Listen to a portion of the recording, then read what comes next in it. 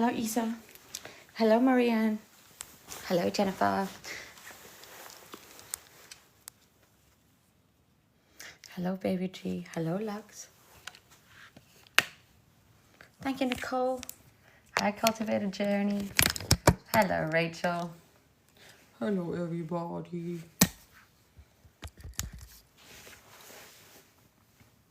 It is I, the drama. Hi, Lisa. Hi, Soulful Girl. Hello, Miss Buff. Ooh, Lux, yes, your show has arrived. We are here. It is us. We are here. Hello, Brandy Lynn. Oh, nice. Hi, Soulful Girl. Enjoy the baseball game. Oh, thanks, Jennifer.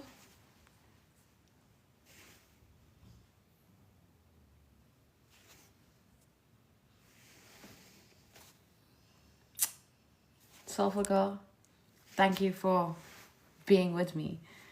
Yeah. SA show today, any show you want today. Hi, Tori. Oh, I just hurt myself. How you doing, Brandy Lynn? Be kind. Make someone smile. You made me smile. Hi, Kygo. Hi, Michael. Thanks, Michael. Wow. Hello, Batty. Hello, Superfan Bron and Lizo. I make you smile? Thanks. You know, because people say I don't wash, then I decided to come here with wet hair to show you that I do wash. Hi, Sid. Hi, JML. How you doing, Bron? How you doing, Liesel? How was your Heritage Day? Hi, Sunflower. Thanks, Bron. Thanks, Tori. Thanks, Liesel. Hi, Sweets. You okay? Ooh, the DMs. Guys, my DMs are looking crazy. My DMs are looking crazy.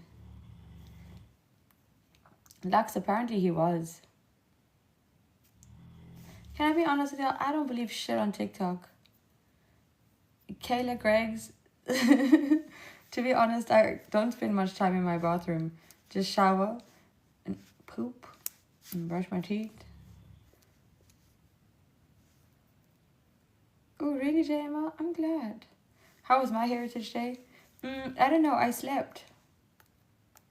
Hi, Shiny Penny. I slept. Hennessy, thanks, baby. Hi, Lindy. I'm probably sleeping.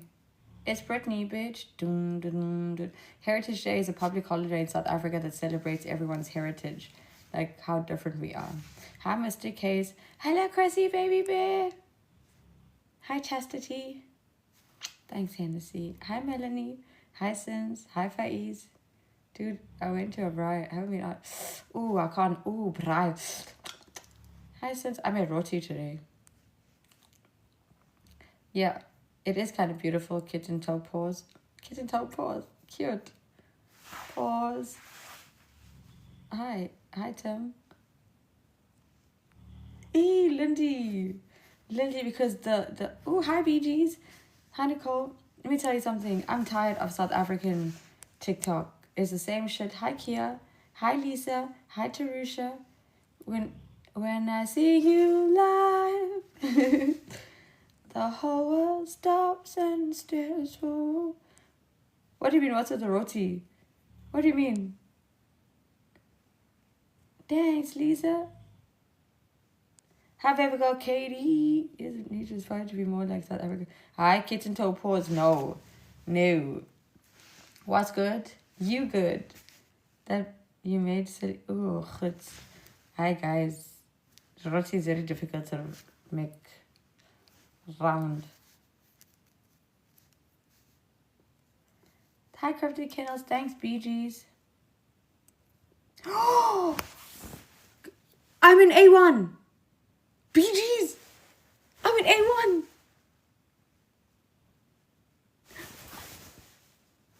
A1. Listen here, Adila. There was that joke today with my rotis not being round. Exie, I'm in A1. Where's my phone? Oh, fuck. Ah. Oh my fuck. Oh shit. What the hell? Ah. Oh, shippers. I just hit myself with a... Oh.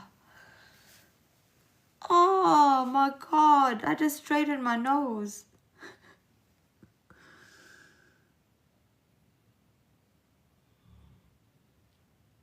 Amelia. Oh. Imagine I just gave myself trauma. Oh, Jay, imagine your mama hit you with a wooden spoon and I just did it myself. You don't hear the... Thanks, Teresa. Thanks, Faye. Oh, God. Imagine IQK. Oh. What's the meaning of my tats lost there? Oh, hi, Hakido. You're the first victim of the wooden spoon. They're gonna say GBV. You heard it? Thanks, Ron. Yo, that gumst me. Thanks, Ron. Thanks, Liesel. Thanks, Kimmy Cakes.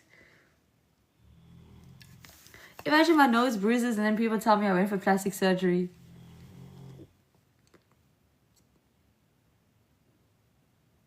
Yeah, Jennifer, you did this. Oh, bro, that was horrible. Hello, John. Hello, Verdun. I don't know how you say your name. Verdun? Yeah, with gums on my poor nose. Oh, no, see. Oh. That should hurt. The spoon attacked me. It was hard, bro. Yo. Jennifer, you put eyes. You put nazar. Ooh. Hello, everybody. Welcome to the King... Hello, everybody. Welcome to the King John Show. Who are these people? Wait. How are you? Oh. Hi. Hi. Hi. Where are you?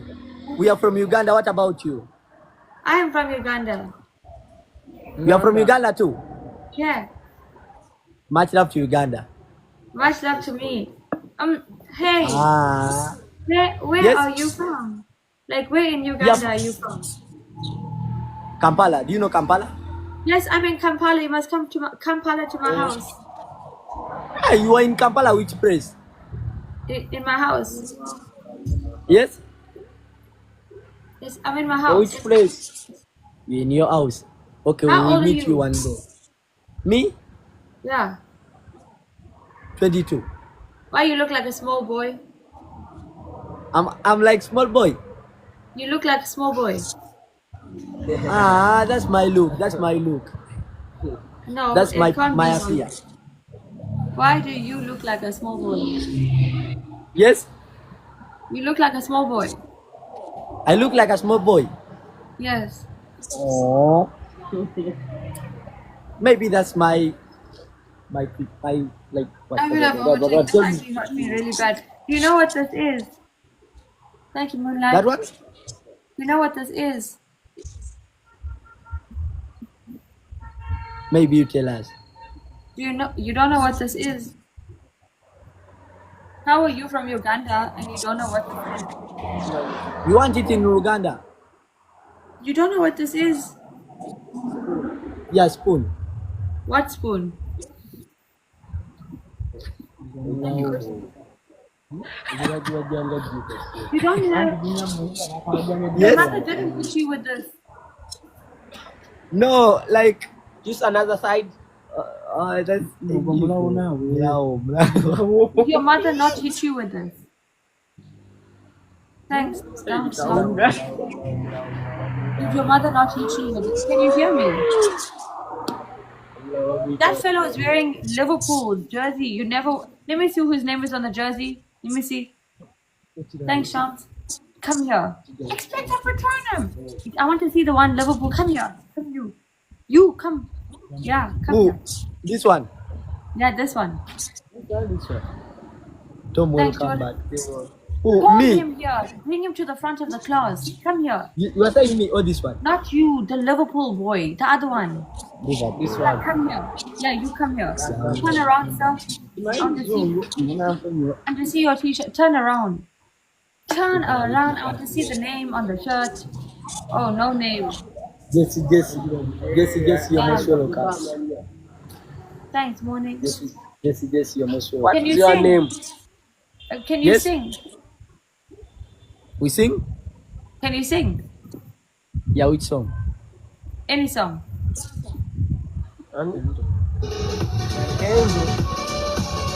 Oh, not that song. Yeah, Sing Bruno Mars. yes? Thank you, Jigsaw. Hi, Jigsaw. Sing Bruno Mars. When I see your face, there's not a thing that I would change. You don't know the song? Okay, can you sing? Can you sing Amy Winehouse? We cannot get to. Okay, we are not in the position to know that song. By myself, and I look across the water. You don't know any songs. What song can you sing? Hi, April. Yeah. Sing. We can sing for something. Ugandan. No, not Ugandan. Sing English song. We can sing for Ugandans. Sing English. English. I'm already one. You're so beautiful, you're single. Play for me. Look at me.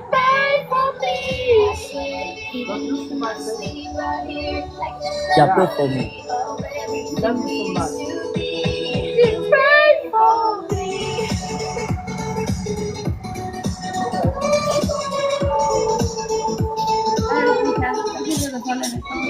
What the hell How is is going that? on here? Yes? That's not singing. That boy sounded like he's an Alvin's chipmunk. What? Moonlight. Moonlight, welcome. most welcome. Moonlight. Hey, stop. Wait, listen for this one. You are the shadow to my light. Did you feel alright? On now this time, you feel I don't like it. Oh, I feel and inside it say. I don't like it. You don't like that one? No, Now it's which song do you stupid. like? Huh? Put on Lady Gaga Paparazzi. Lady Gaga. Oh. What the choices I'm choosing? Aye. MVP, everybody. Let's put on Lady Gaga. You own us and you want for Lady Gaga. Where are you now? I'm right here. You are the one, Lady Gaga. No, if you play and sing Lady Gaga, then I play you again. If you dance to Lady Gaga Paparazzi, I play you again.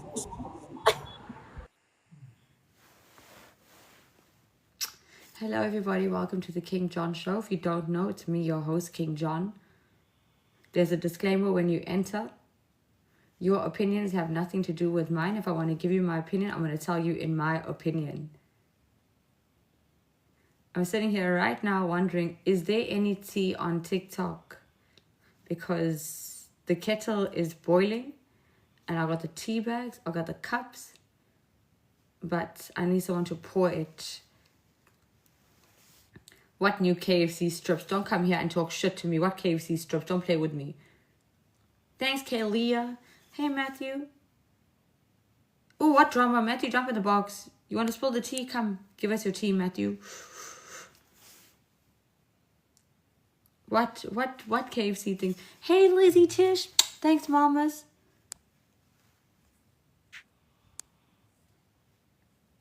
You have your popcorn. Oh, Lord, it's hi, Kalia.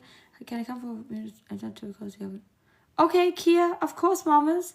Leave people alone. Who is people? Are they cute? Thank you, Zoo. Is people cute? Bun has been arrested. Michaela, I don't know if that's true, mamas.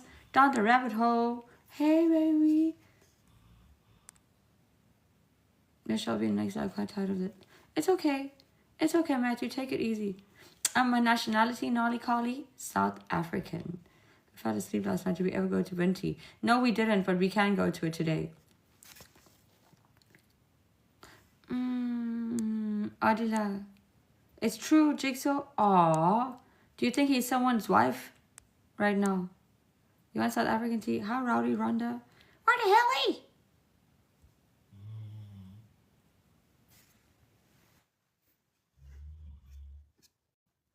It's coming. Yes, everyone can mod for me. Hi, KJ. Hi, Kia. How you doing, mamas? Oh, well, What's up? not very well, really. What's going on? I'm a woman that came to TikTok about 4 years ago because I was diagnosed with cancer. And I came here to try to build a community Right. of people going through what I'm going through, which hasn't been successful at all. But I wanted to tell you, since I've been watching you the past 4 or 5 days, however long it's been, you have become like my favorite creator on here right now. And I really enjoy your lives. And it helps take my mind off the things that I'm going through personally in my life. And I currently have I have appendix cancer, which is, I was told, was terminal 4 years ago. I have just found out recently that I have nodules in my lungs, and I had a biopsy a week ago, and I went to the doctor a couple of days ago to get the results of that, and the specimen that they took wasn't a good specimen, and it didn't show any cancer cells, but he said he doesn't trust it because I have more nodules than I had when they set up the biopsy. They've spread, and the ones that I had have gotten bigger. So his suggestion was that I have another biopsy. So I go next Friday to have another lung biopsy, and then I'll see my oncologist and see what he recommends. They had first talked about radiation, but now that there are more nodules than the original 3, I don't know if radiation is still going to be an option for me. And I've already had chemotherapy. I did have radiation to a nodule in my left lung last year. It was just one nodule, and I just had to have 4 treatments to it. I lost a daughter in 2008. She was 16 years old. She had cancer, and her name was Paige. And sorry. No, don't apologize. I'm really sorry. I said this is not your typical thing that you usually talk about on here, but I just really wanted to talk to you. And my daughter got cancer the first time when she was 3. She had a big lump on the back of her right leg, and it turned out to be cancer. And she went through a year of chemotherapy and radiation and some surgeries. And then 6 years later, when she was 10, she was diagnosed with cancer again. This time it was bone cancer in her leg where they gave her the radiation. So she went through another year of more chemotherapy and more surgeries. And another 6 years went by. And before she turned 16, she woke up one morning, and I went in to check on her because she hadn't been feeling well, and she had all these big red blotches all across the bottom of her lip. And I said, "What's wrong with your lip?" And she said, "Nothing." I said, "Well, you have big red spots across your lip." And she said, "Well, I was chewing on my lip." And I said, "Well, you still shouldn't have those spots on your lip like that." I said, "I think we need to go to the hospital." Well, she didn't want to go, but I said, "We're going." And by the next day, well, by a few days later, I actually should say, they sent us to Cleveland Clinic. You've probably heard of the Cleveland Clinic Yeah. in Cleveland, Ohio. Yeah. And they sent us there, and there she, was diagnosed with secondary AML leukemia, which was caused by chemotherapy that she had for previous cancers. So they did genetic testing on her after her third diagnosis. Her father, my first husband, died just before her second diagnosis. He died of breast cancer, and he was only 37 years old. And I have an older daughter who is 40 years old right now. And my 40-year-old daughter she's almost shut me out of her life because she can't deal with this. I mean, she's lost her dad and her sister, and now she's probably going to lose her mom. And I just don't know how to handle it. It hurts me, but yet I understand her. I understand she's been through a lot. I mean, this all started happening when she was only 9 years old. So we both have a lot of medical trauma. And then she's probably got to be worried about herself. I mean, she's gonna lose her whole family to cancer. And they did genetic testing on her when she was 30 because she wouldn't do it when they tested my youngest daughter. She refused to do it. She was 23 years old at the time, and she said, "I'm not doing it. I don't want to know." I couldn't handle knowing that. And by the time she was 30, her doctor, she was having mental breakdowns because she was worrying about it. And her doctor said, "Shanna, you have got to get tested. You've got to know, because you don't want to know because you don't want to know. But not knowing is just as hard on you because you don't know." So I took her for a genetic test. It's just blood work.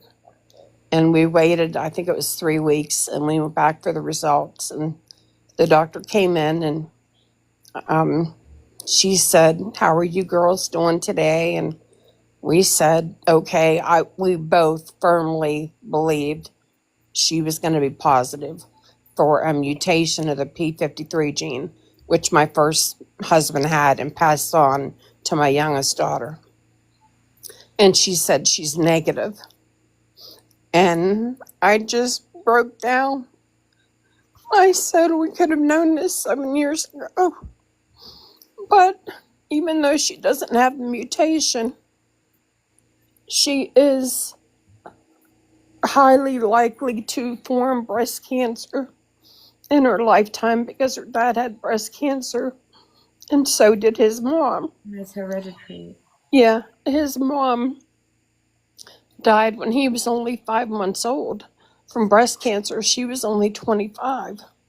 And she had 4 kids, him being the youngest, and her oldest was 5 years old. And they have all died. All 4 of those kids have died. One was 35 when she died. She had pancreatic cancer, died when she was 35. His one sister died of ovarian cancer when she was 58. His brother died when he was 58 or 59 of stomach cancer. And like I said, my first husband died in 2002 of, well, he had lung cancer, bone cancer, and breast cancer. So he passed away, and then 2 months later is when we found out my daughter Paige had her second cancer, her bone cancer. And so we didn't even really have time to grieve for him, and we had to start fighting all over again. And since I was diagnosed, I was working at the hospital, and I started having this pain in my side, in my right side, but it would come and go. It wasn't a constant thing. And when you work as a nurse's aide, you do a lot of lifting, a lot of pulling on patients, pulling them up in bed, helping to lift them up. So I just thought I pulled a muscle, and I ignored it for probably 2 months. And one evening I got together with my sister and a friend to have dinner, and I did not feel well when I went. I almost canceled, but it was like our little Christmas dinner that we always do every year. So I went, but as soon as I got there, I was the last one to get there, and they said, "You don't look like you feel well." And I said, I don't feel well at all. So we cut the dinner really short. And the very next morning, very early in the morning, I went to the hospital.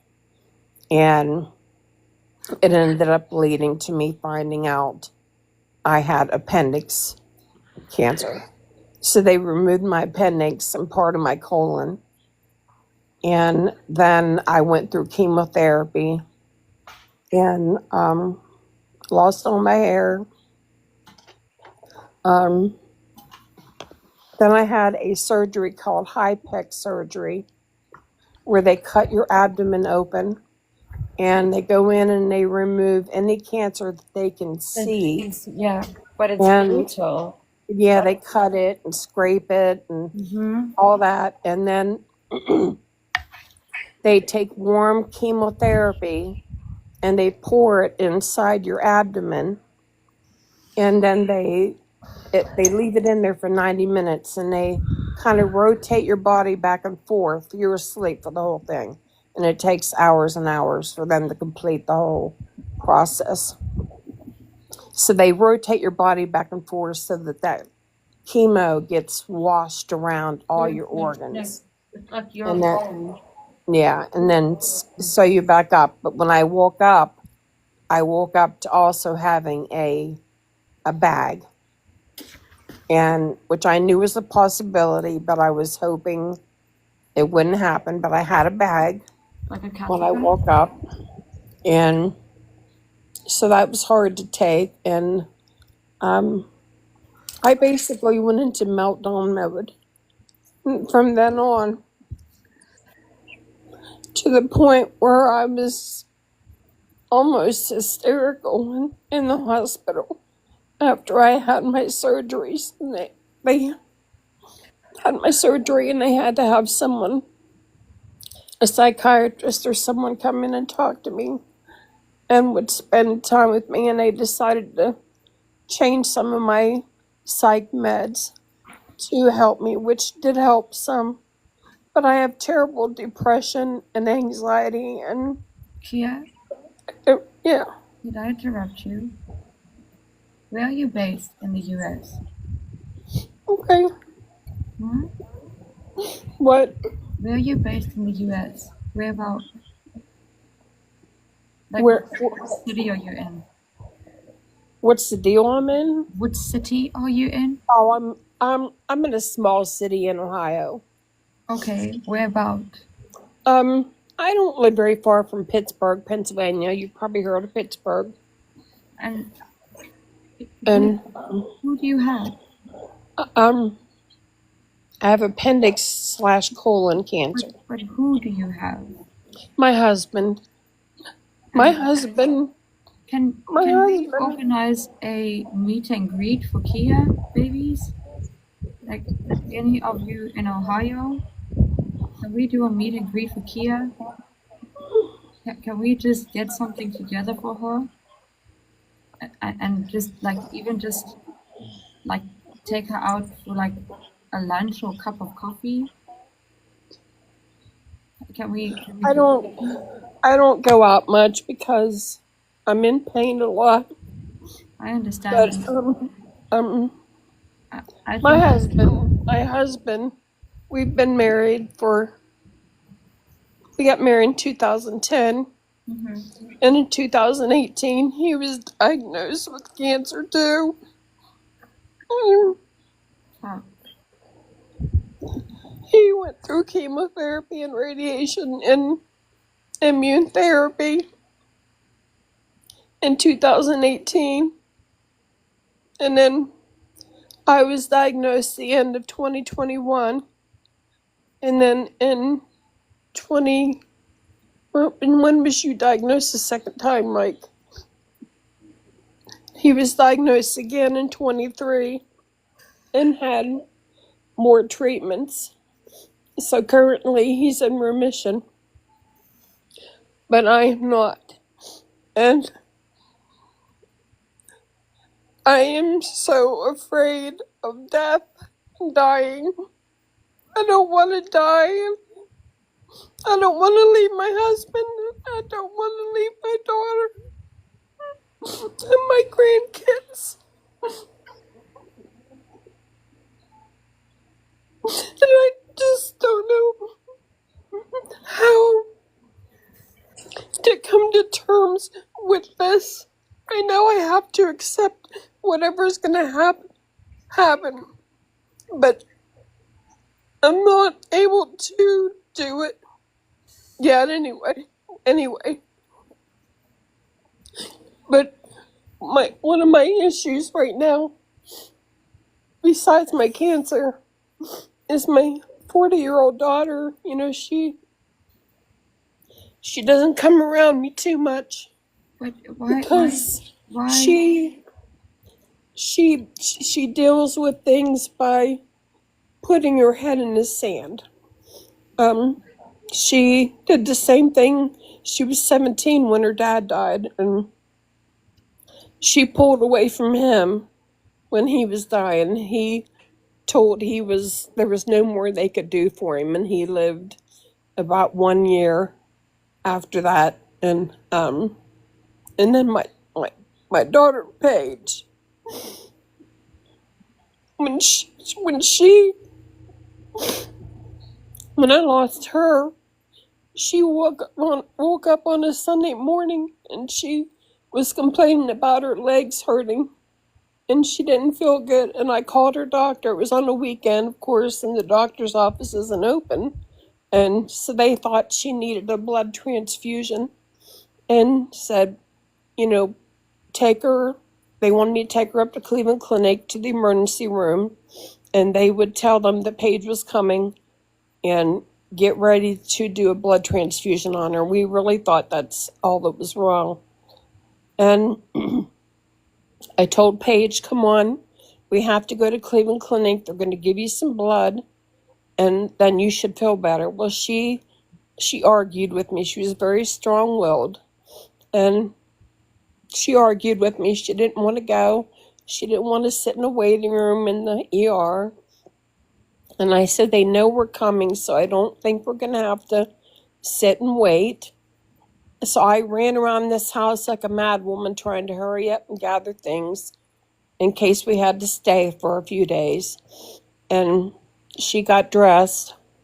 Well, when we went to leave here, I have a ramp in front of my house that I had for my mother-in-law, who I took care of until she died. And my daughter could hardly walk down the ramp to get to the car. She was really weak. And she would always go to sleep because it's like a 2-hour drive from my house to the Cleveland Clinic.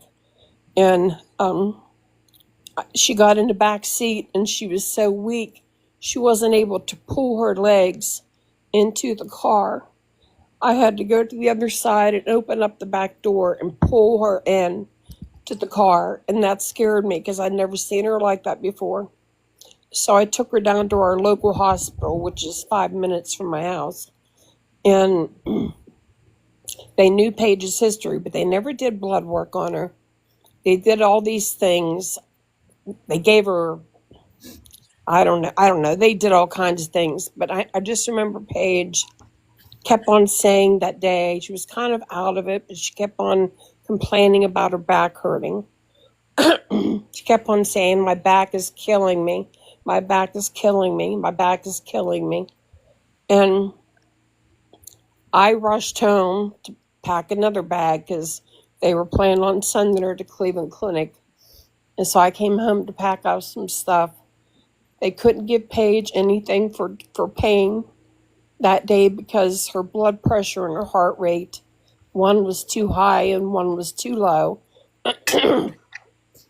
And she couldn't have any pain medication. They took her by helicopter to Cleveland Clinic, and I drove up in my car, and my parents and my sister went with me. Got Paige settled into a room, and then my parents and my sister left to come home because my sister had to work the next day. And about the time my parents and my sister got back home, I was out in the lobby making a couple phone calls while they were doing some stuff with Paige in her room. And the doctor came out and he said, I need to talk to you about Paige. And I said, okay. So I got off the phone and I said, what's going on? And he said, this is really serious. He said, Paige is in liver failure. Oh, shit. And I said, liver failure? And he said, yes, and it's very serious. He said, he said, the chances of her surviving this are practically slim to none. He said, but you know, I need to know, I know she's been through a lot. I need to know what you want to do. And I told him, I said, I want you to do everything you can to try to save her. But if she would pass, then we will let her go. She's been through enough. So the next time I seen her, she was hooked up to the machine. There was stuff coming out of her mouth, blood coming out of her mouth, and out of her nose. And just because her platelets were so low. And the doctor, they did what they could. They had something in her, like the big artery in her neck.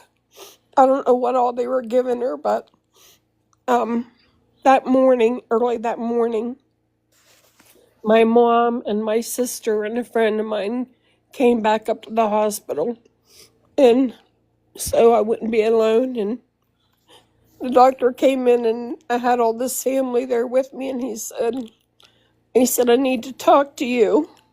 He said, I don't know if you want to talk with all these people in here, if you want to go talk somewhere where we can talk privately. And I said, everybody in here is family. I said, you can tell me whatever you need to tell me in front of them. And he said, she's not going to make it. She's not going to make it. And this was probably around 7:30 in the morning. He said, she's not going to survive. And it was just so hard to believe that after everything she had been through, and she always pulled out of it, that this time she wasn't going to. And the service, or the caseworker, who we have known since Paige was 3, she was in there with me. She said, after we had been in there for a little bit, and he had told me that it probably wouldn't be that long. He said, I don't think she'll even make it to lunchtime. So the caseworker came over and she kind of whispered in my ear. She said, "Do you think maybe you should tell Paige it's okay to go? Because sometimes they need to hear that." So I had asked everybody to leave the room so I could talk to Paige by myself. And so I leaned down and I talked to her in her ear. And I said, "Paige," I said, "this is Mommy. And I just want to tell you it's okay to go. It's okay. Mommy will be okay." I lied my ass off. I said, "Mommy will be okay." I said, "Go be with your dad. He's waiting for you. Just go towards the light and be with your daddy. He's waiting for you now." And she passed away between 9:30 and 9:45 in the morning. They let us in there with her, as long as we wanted. And then they asked us to step out of the room so they could clean her up. They wanted to take all the machines off of her and wash her up and stuff. And so then we went back in with her. And the biggest regret that I have, that I wish I would have done then, that I did not think to do, I wish I just would have climbed up in the bed with her and just held her. I just wish I would have just held her.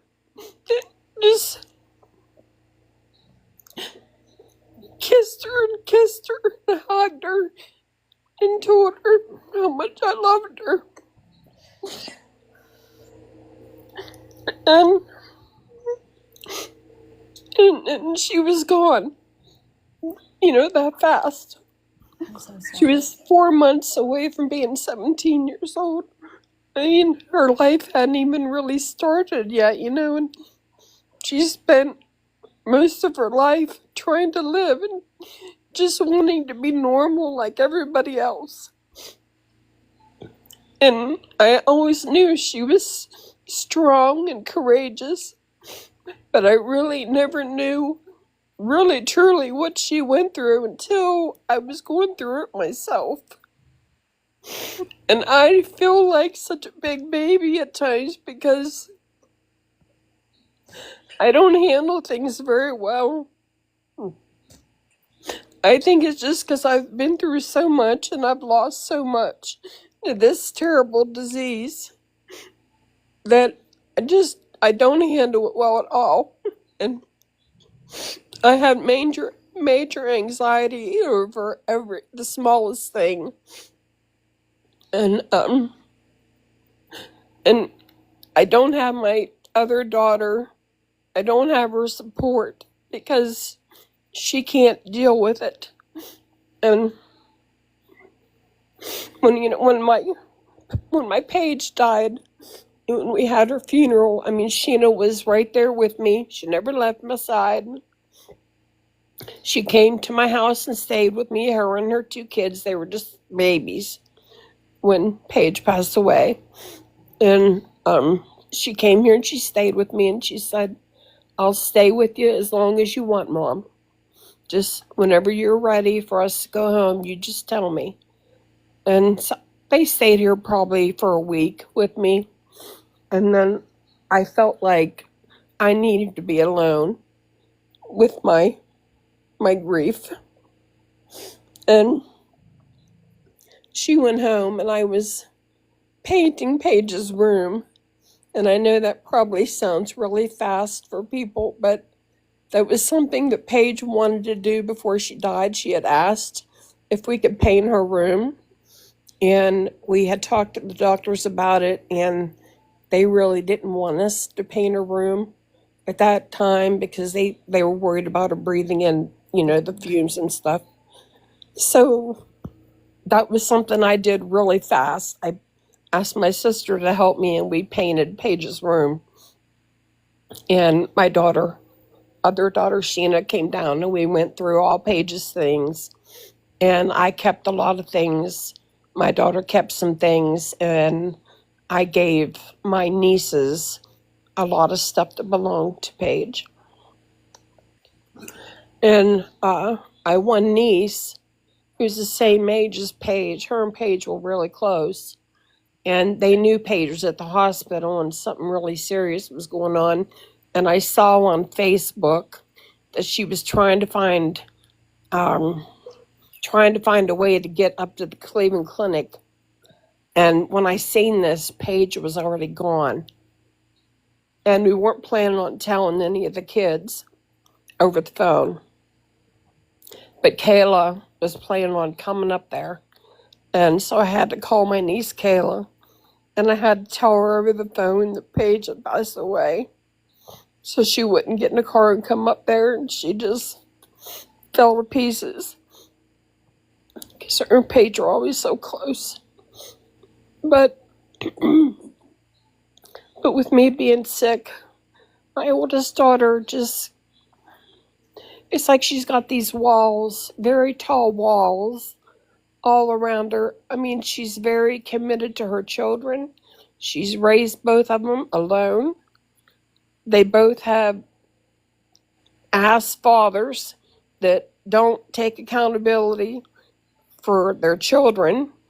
And my daughter has done a wonderful job raising my grandkids. They're almost 19 and the other one's 20.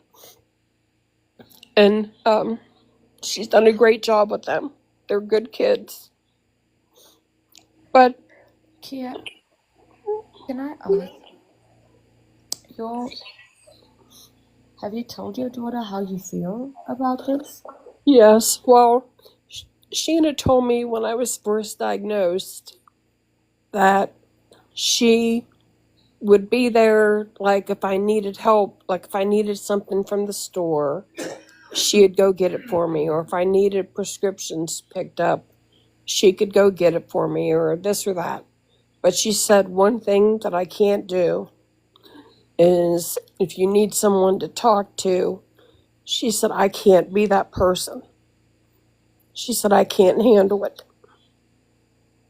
So I knew this going in, but it's gotten even worse than I thought it would.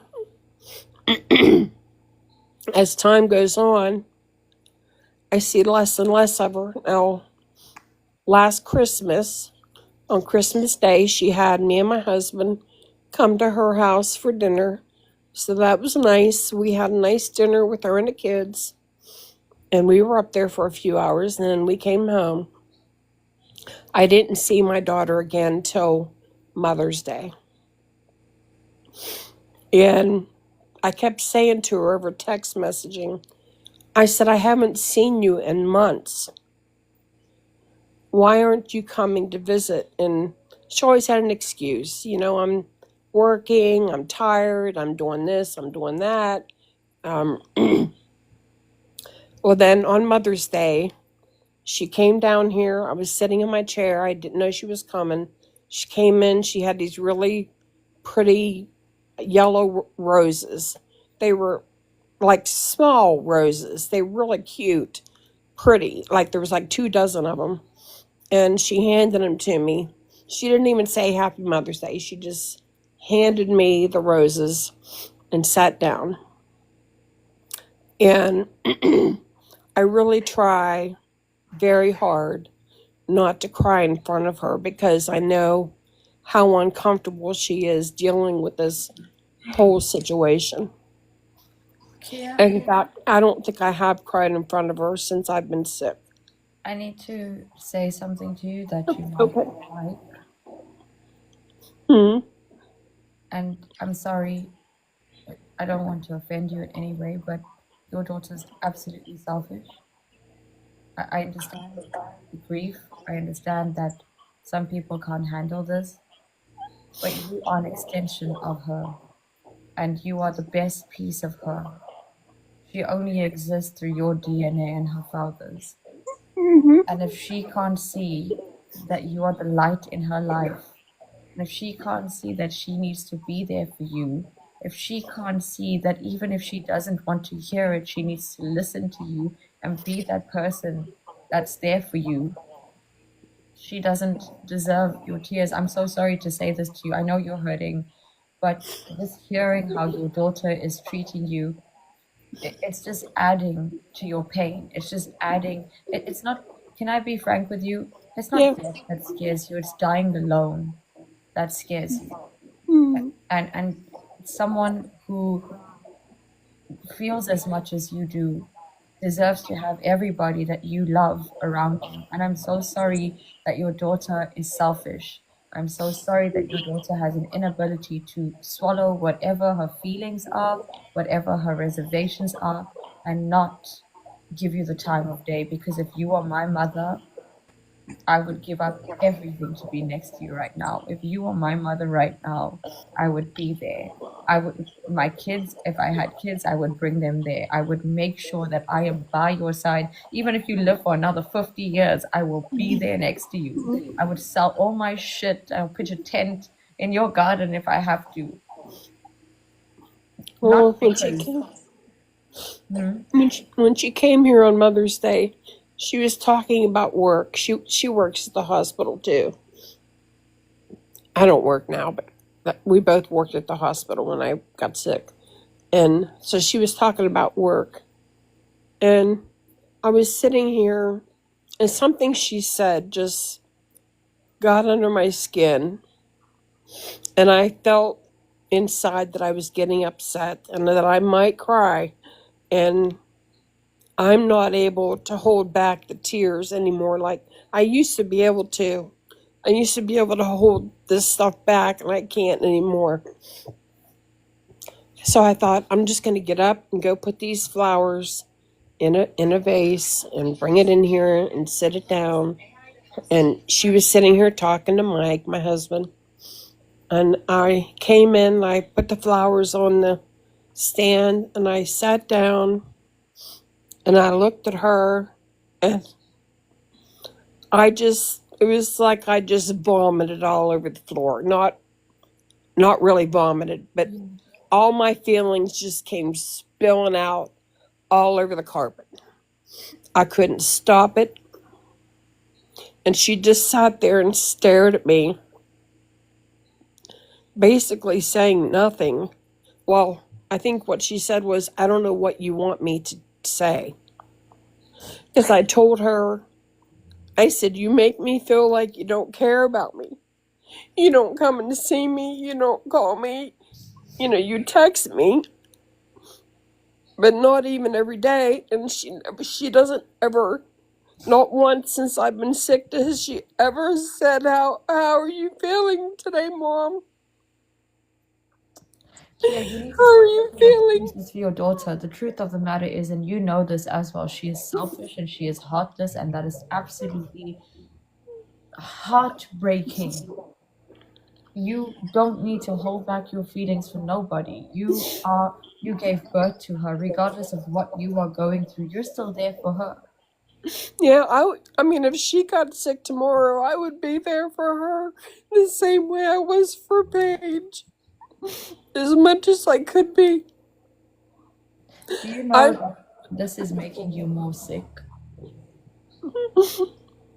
And the fact I that your just daughter works in a hospital, the fact that your daughter's in healthcare, and she has no compassion or empathy towards all you. she has, all she's totally different with strangers.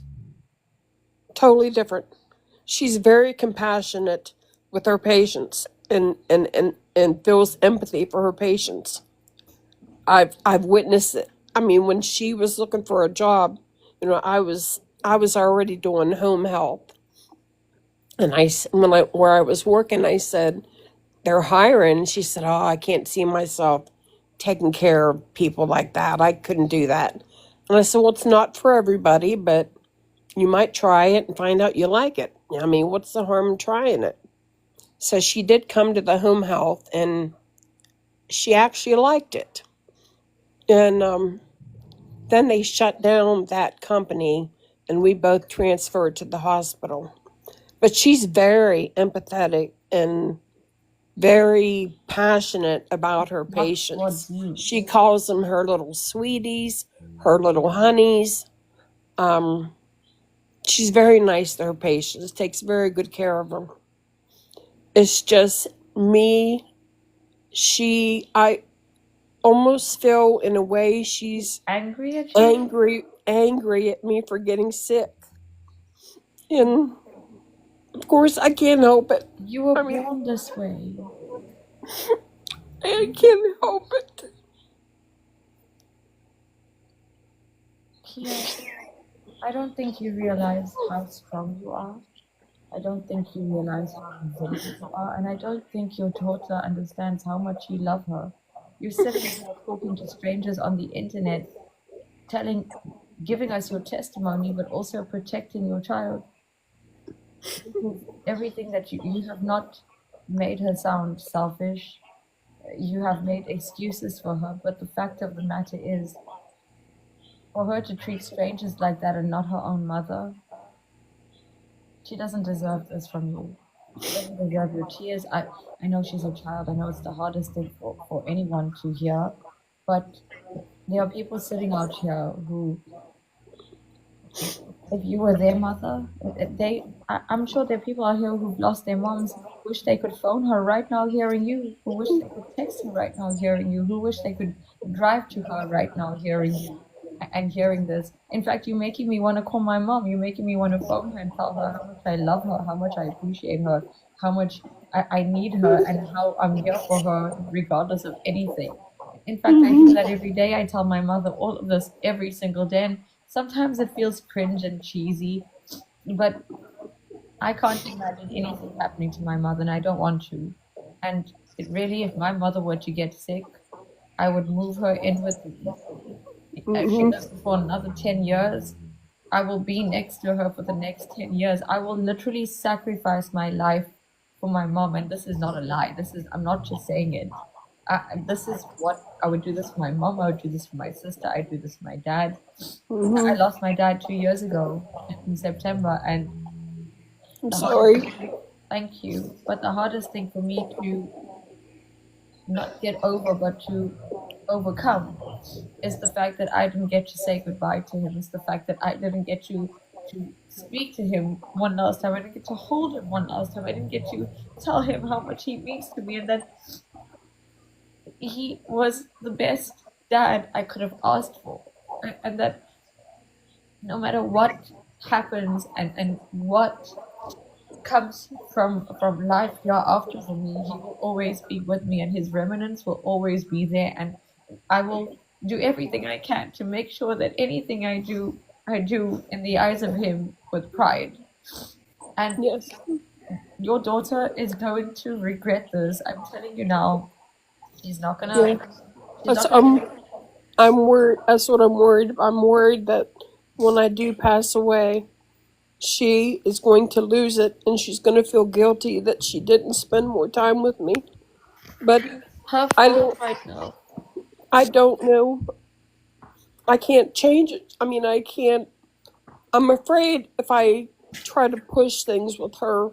She will pull away. I haven't seen her for 2 months. The last time I saw her was when she had my grandson's graduation party. So that was 2 months ago. And I had said to her a couple weeks ago, I haven't seen you for a couple months. And she said, well, I'm off this weekend. She said, I'll come down this weekend. Well, she never came. And then I never texted her and said, are you coming down? I didn't say anything to her. Well, then my grandson was here through the week last week, and I said, your mom was supposed to come and see me. He comes down and cuts our grass. And I said, your mom was supposed to come and see me over the weekend, and she never came. And he said, oh, she's been sick. Her and Seneca both have been sick. And I said, well, if she's sick, well, then I wouldn't want her to come down here because I got enough problems, But she could have told me. She could have said, hey, Mom, I'm not going to be able to come down. I'm sick. Communicated it with you. Yeah, I mean, I didn't hear from her at all. So I sent her a text message yesterday, and I said, how are you feeling? And so, we talked about, she said she had COVID. And she said she was just starting to feel better. And I didn't say anything about, it's been, haven't seen you since Jamin's graduation party. This year, I've seen her 3 times. In this 2025, I've seen her 3 times. And I can't depend on her to take me to any appointments. I asked her, I have a cyst right below my belly button. And I went to see a dermatologist about it. And the dermatologist said that it's too big to remove in the office and I need to have it surgically removed. Well, I thought, well, that's not cancer related.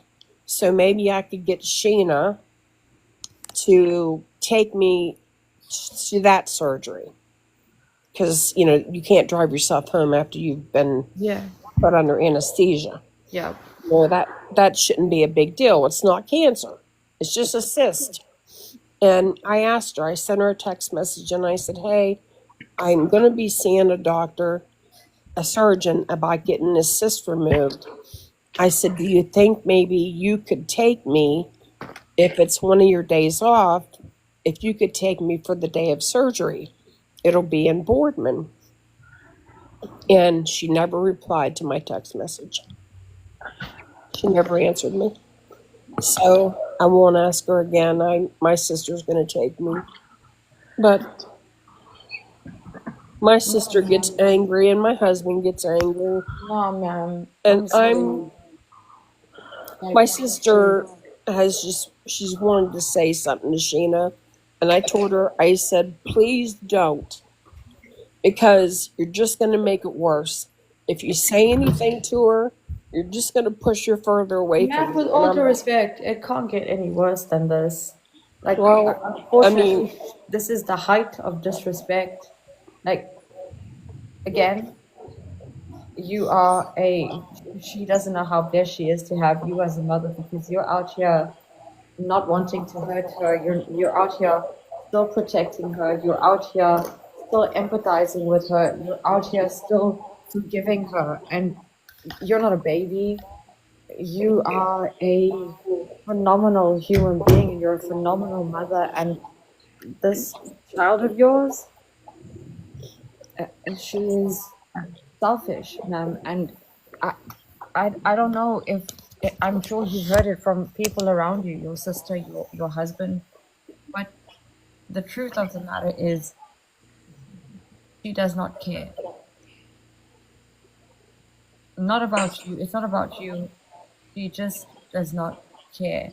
And the excuse, if it is, I'm angry that you got sick, that's an excuse. No one wants to get sick. No one goes down on their knees and says to God, I'd like to get sick now. No one does that. So I'm so sorry that you are in this position where you have everyone, but you don't have the person that you need the most. right. That extension of you. And I have my husband. He's my husband. He's my rock, and I don't know what I would do without him. But I really would like to have the support of my daughter too. But I just don't know how to get it. Yeah. Hey Kia, baby, it's Mama Lena. Can you check your text messages and please reach out to Truth, please? Yeah. She was in here. I don't know if she left. She left. This live is triggering her. I figured. That's why I haven't talked the Truth about it, because I didn't want to trigger her. I'd rather you reach out to Truth and talk to her instead of coming here to 245. Not being mean, but strange. Okay, not being mean, but you're getting cut off. This woman right here deserves to have a platform with 240,000 people. This woman right here deserves to have an audience that hears her story. This woman deserves to have a platform that has daughters sitting here as a reminder of how important your mother is.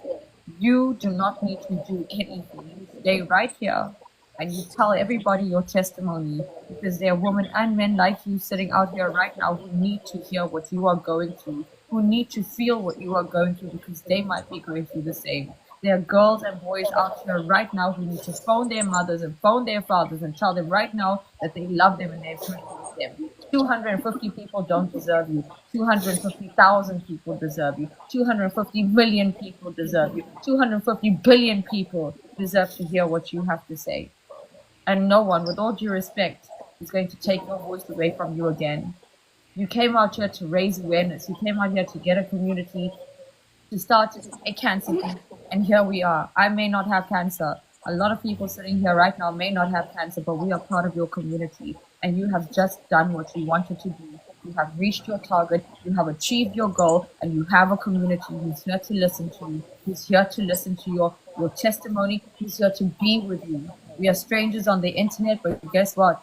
We're with you. We're there in spirit, we're there in mind. We hear you and we see you here. So yes, message truth, message this, message that. But I am so grateful and I'm so proud to have you here. Thank you. Yes, King John, thank you for allowing me up. So thank you, and I hope you're doing good today. Kia, Yes. my name is Mike. Michael, but I go by Mike. I am so glad that you are here today, and I am so glad to hear your testimony. But I want you to know that I wished that I lived absolutely next door to you, because I would be sitting with you, holding your hand every day. So just know that in my heart, in your heart, that I am sitting with you right now, holding your hand. Okay. And I would love to come over every morning and pour a cup of coffee and just sit with you, even if we just sat and just had a cup of coffee together. Okay. But the reason I wanted to come up is to say this, and King John kind of beat me to it, but honey, please don't be afraid of dying. Okay. Please don't. I don't know who or what you believe in, but I believe in a higher power myself. But I'm comforted knowing that when my time comes, that I'm just going to be in the loving arms of my higher power, and I'm going to be comforted. I'm going to be loved, and that I'm going to be okay, and I'm just going to be at peace. And that's what when I start to start to think that way, I bring myself back to the other way, knowing that, and that kind of gets me through. I'm very proud of you for getting up here and sharing your story. As painful as it is to hear, it's also good to hear as well. I have 3 sisters and 2 brothers younger than me. They're my brothers and sisters, but in reality, they're my half brothers and sisters. They were all tested for the BRCA gene. All 3 of my sisters had to have total mastectomies and hysterectomies. My 2 brothers have also tested for the BRCA, and they have to be. They've also for the breast cancer. I carry so much guilt because I also had the genetic testing, and I have not tested. I don't know the proper terminology, but I have not tested for any of the cancers, and so I did not get any of the genes from my mom's side of the family for any cancer. She was a cervical cancer survivor. She did not have the breast cancer, but like I said, my 3 sisters had to have total mastectomies, hysterectomies, and both my brothers have also tested positive for the BRCA. Now, I do go every year, now that I'm over 50, I do the colon, the prostate, and the breast, just for my own peace of mind, and I'm okay. But I carry so much guilt because I have so much love for my brothers and sisters, so I'm carrying that guilt around. But I go to therapy for other reasons, but that does come up, and we're working on the guilt. But that's where I'm at with all of this. But I just want to say that I'm very proud that of you to get up and share your story with us, and just know that you are, that you do have support and everything. And like I said, if I lived closer, I would definitely be over there every day having a cup of coffee with you for sure. Thank you. You're welcome. Appreciate that. You're welcome. Um, Yeah. yeah. There are lots of people out here who have no idea what it feels like to be in your position, but we are here for you. And it's not it's not a lot, but you have us, and you have an entire community. You are never ever going to be a burden. Yeah. You know, as far as believing in God, I want to believe it so bad because I want to believe that I'll be with my daughter again. I want to believe I'll see her again. Can I tell you something? Yeah. I have a theory about death. I have a theory about what happens after we die. I have a theory about reincarnation in a sort. Can I share it with you guys? Yes. Yes. I believe that when a man and woman procreate and create a baby, for example, Paige, okay, you and your ex-husband created Paige. You and your husband became one, we'll say, flower. Mm-hmm. That flower has petals, and those petals are made up of your ancestry and his. Without you and without him, it could never exist. Right. I believe that it has been proven biologically that it's not the fastest sperm that wins the race, it's the one that the ovum, the egg, chooses. It's the one that the egg calls out to. All the other sperm, they literally, it's a fact, they literally slow down. And the one that they connect with, the one that they've been waiting for, the one that egg's been waiting for, is what connects with it. In that sense, I believe that we as women have millions of eggs. And those millions of eggs are made up of your entire ancestry and your ex-husband. And you created Paige. But you also created Shanna. Both of you created Shanna. Right. Meaning that Paige is in existence. Paige exists with her. Paige is somewhere within her. That's my belief. As long as your DNA and your ex-husband's DNA is out here, now it's in your grandson, in your grandkids. I love my grandkids so much. Especially, I'm not going to say I love one more than the other. My grandson, though, his personality reminds me so much of my daughter Paige. And my granddaughter, her personality is more like Sheena's. Well, there's a piece of the remnant. I just you are going to love her, whether you like it or not, because your grandchildren are going to have children and they're going to have grandchildren, and one day you might come back. One day that egg and that sperm that meets, it might make a version of you. It might make a version of Paige. It might the theories and the possibilities with regards to life and death are endless. It's limitless. One thing that is inevitable is that we do need to die. Every single one of us need to die. It is a necessary chaos for life to go on. And you can't. My sister actually made a comment to me, saying her and a friend, we were having a 3-way text. This was back in January. And my sister's always getting on me. She wants me to go out and do things and quit sitting in the house. She wants me to go out and live my life. She doesn't understand that most of the time I don't feel well. and I'm depressed and I have anxiety and I just can't get that through her head. I said, you don't have any idea what it's like to be me. You don't understand what it's like to deal with cancer.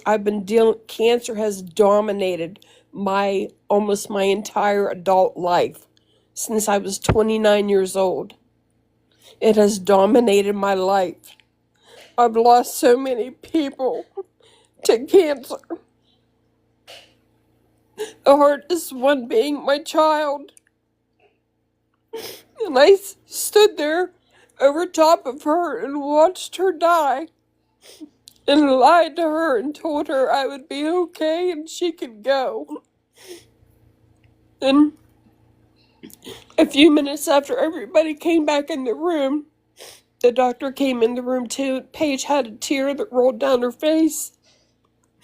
And my friend she said, oh my goodness, she said, Paige is crying. And a doctor said, she's not crying. Paige has no idea what's going on. He said, that is an involuntary tear that just rolled out of her eye. It's not what you think at all. And I kind of have mixed feelings about what I want to believe or what I think about the tear rolling out of her eye. Part of me thinks the tear rolled out of her eye because she knew she was leaving me. And she knew how much I loved her. But then part of me thinks maybe she had a tear roll down her face because she was scared. And I didn't want that. No, Mama. No, Mama. Trust your gut. You know her best. She knew that you loved her to death. You were there for her.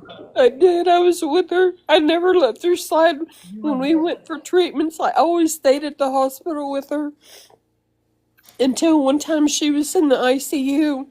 And I said, can I stay? I looked around the room, and the only thing that was in the room, besides all this equipment in her bed, was a wooden rocking chair. And I said, am I allowed to stay here with her? And the nurse said, yeah. And I said, well, where am I supposed to sleep? And they pointed over to the windowsill. There was a 1-inch cushion on a pretty wide windowsill that some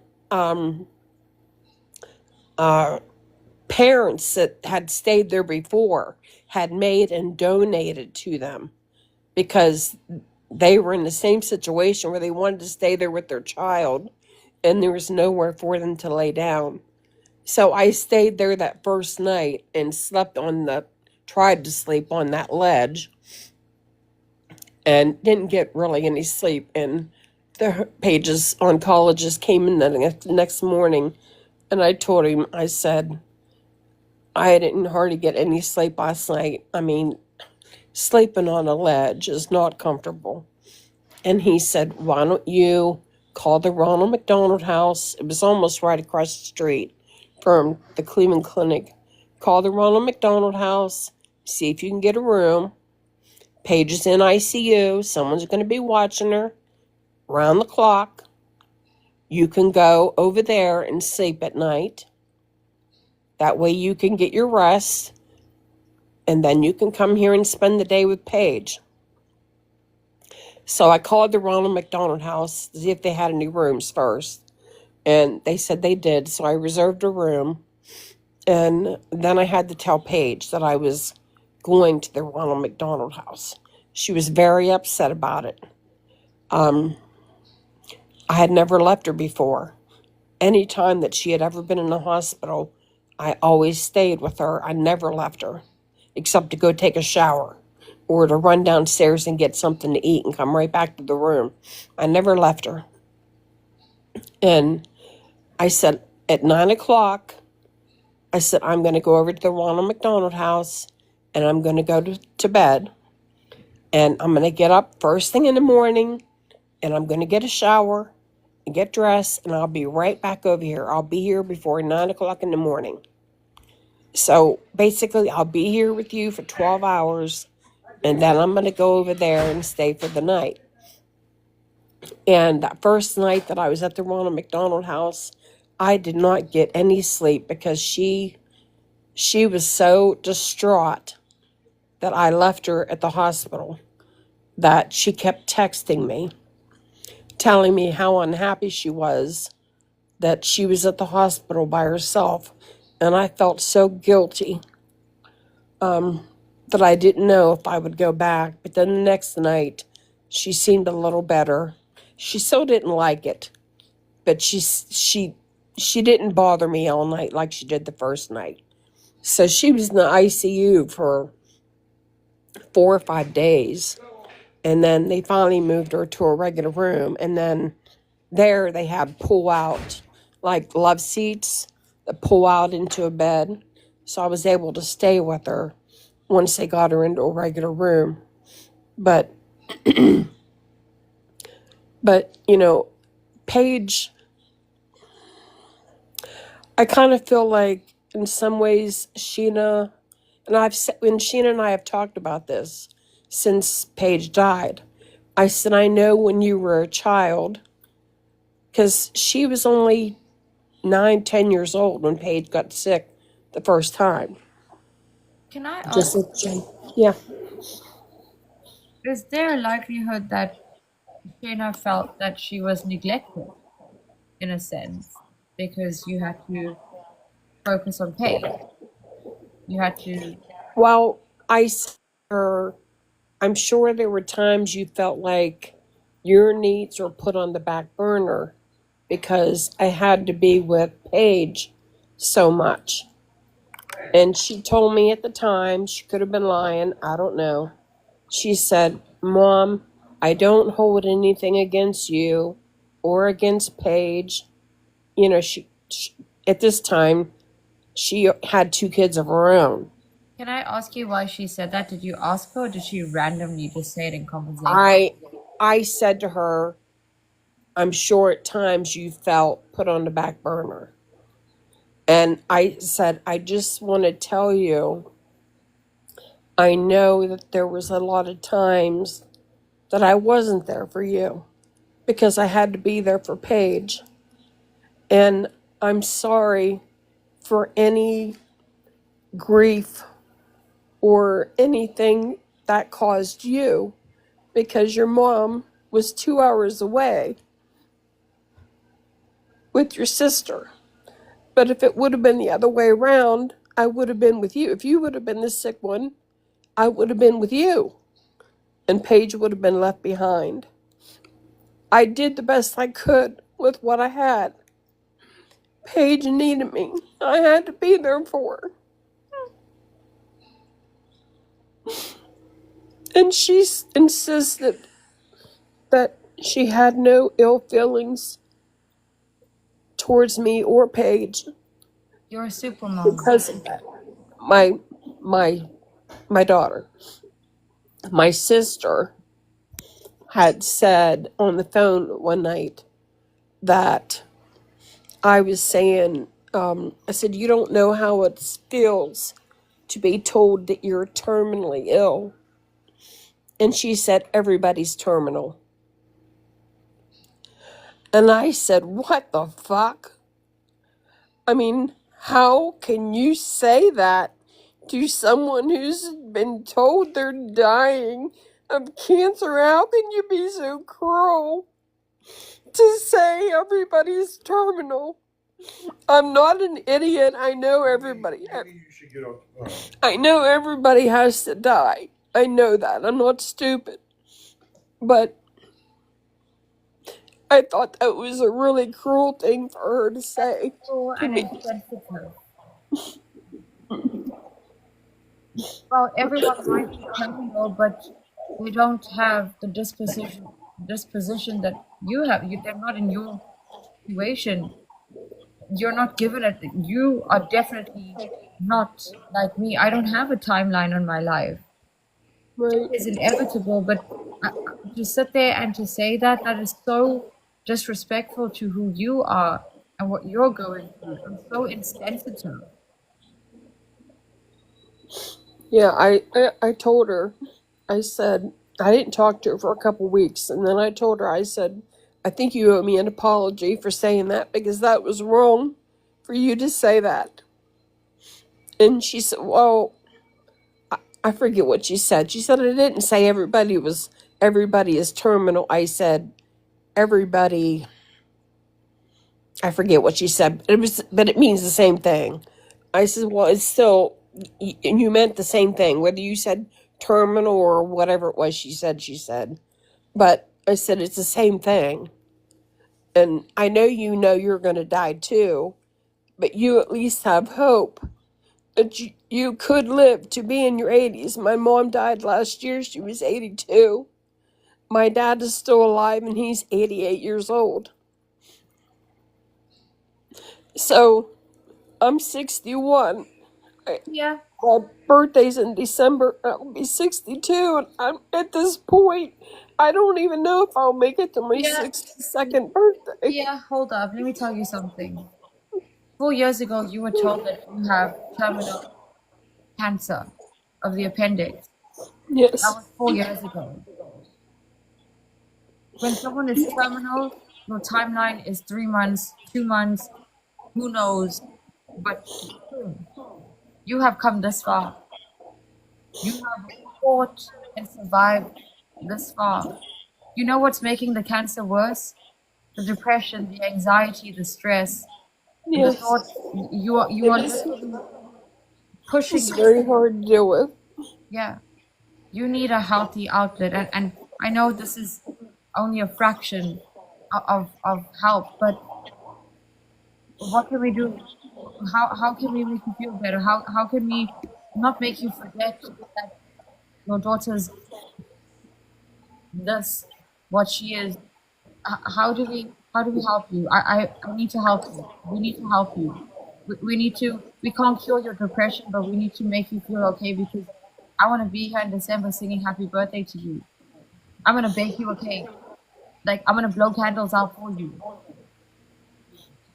So, Well, you need to let us know what we can do to make you feel better, what you need from us.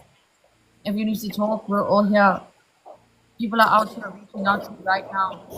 I'm not sure. There was one lady on this app who was a little bit older than me that I got close to. Her name, I'll just say her name. Her name is Debbie, and I got really close to her, and we talked on the phone and texted each other every day. Talked about the stuff going on TikTok about different people, and we talked a lot. We talked a lot about a lot of different things. I really felt like she was a true friend to me. And then I ended up finding out that she was, all of a sudden one day, she wouldn't answer my texts. And I tried to call her because I was worried about her, and she didn't answer my phone call either. So I tried to call someone else, and I didn't get an answer there either. And I didn't know what was going on. I didn't find out till probably a week or maybe 2 weeks later. I finally found out from another person that Debbie was spreading lies about me, Is that telling another person that I didn't believe some things about her. Okay. And yeah? that's, Is that the Debbie from Truth's Live? yes, Okay. yes. Hold up. Kia, put that on a back burner. This is what I'm doing. Kia, can you send me your number? I'm giving it to my mom. Yes. My mom's not on TikTok. My mom's not in this bullshit. She doesn't care about this. My mom is the most beautiful woman, the most intelligent woman I know. And I want her and you to be friends. I want her and you to talk. I know my mom and you would get on like a house on fire, but I think I need my mom, and I think you need my mom. So I don't know how much I can do, but what I can do is give you a piece of me that is the most important part of you. And I would like my mom and you to connect. So don't worry Okay. about don't worry about anyone on this platform. You're going straight to KJ's mama. No one else has a line to her. No one knows much about her. All they know, all anyone knows is she raised a girl like me, and I know she can help you through this, Kia. So you don't need nobody. You have us. I want my mom and you to connect. So if you can do that, if you can send me, you have WhatsApp, Yeah, I'll send you a message. please, because thank you. I know my mom and you will get through this together. I know this. I will also send you her number and Okay. please connect. Are you sure you don't want to ask her first and maybe No, give her my number no, and let it be up to no, her? no. And I don't want to bother You're anybody. not bothering nobody. That's my mom. I know her better Yeah. than anybody else. Yeah, And Kia, you're not bothering anybody. and in my Kia? heart of hearts, I know you deserve to talk to her, and she deserves to talk to you. So, no, don't worry about that. There's And no. the rest of us, Kia, are gonna start planning the biggest, baddest birthday Birthday blowout party you've ever ever. had in your life. Uh-huh. And Kia, know that you're blessed.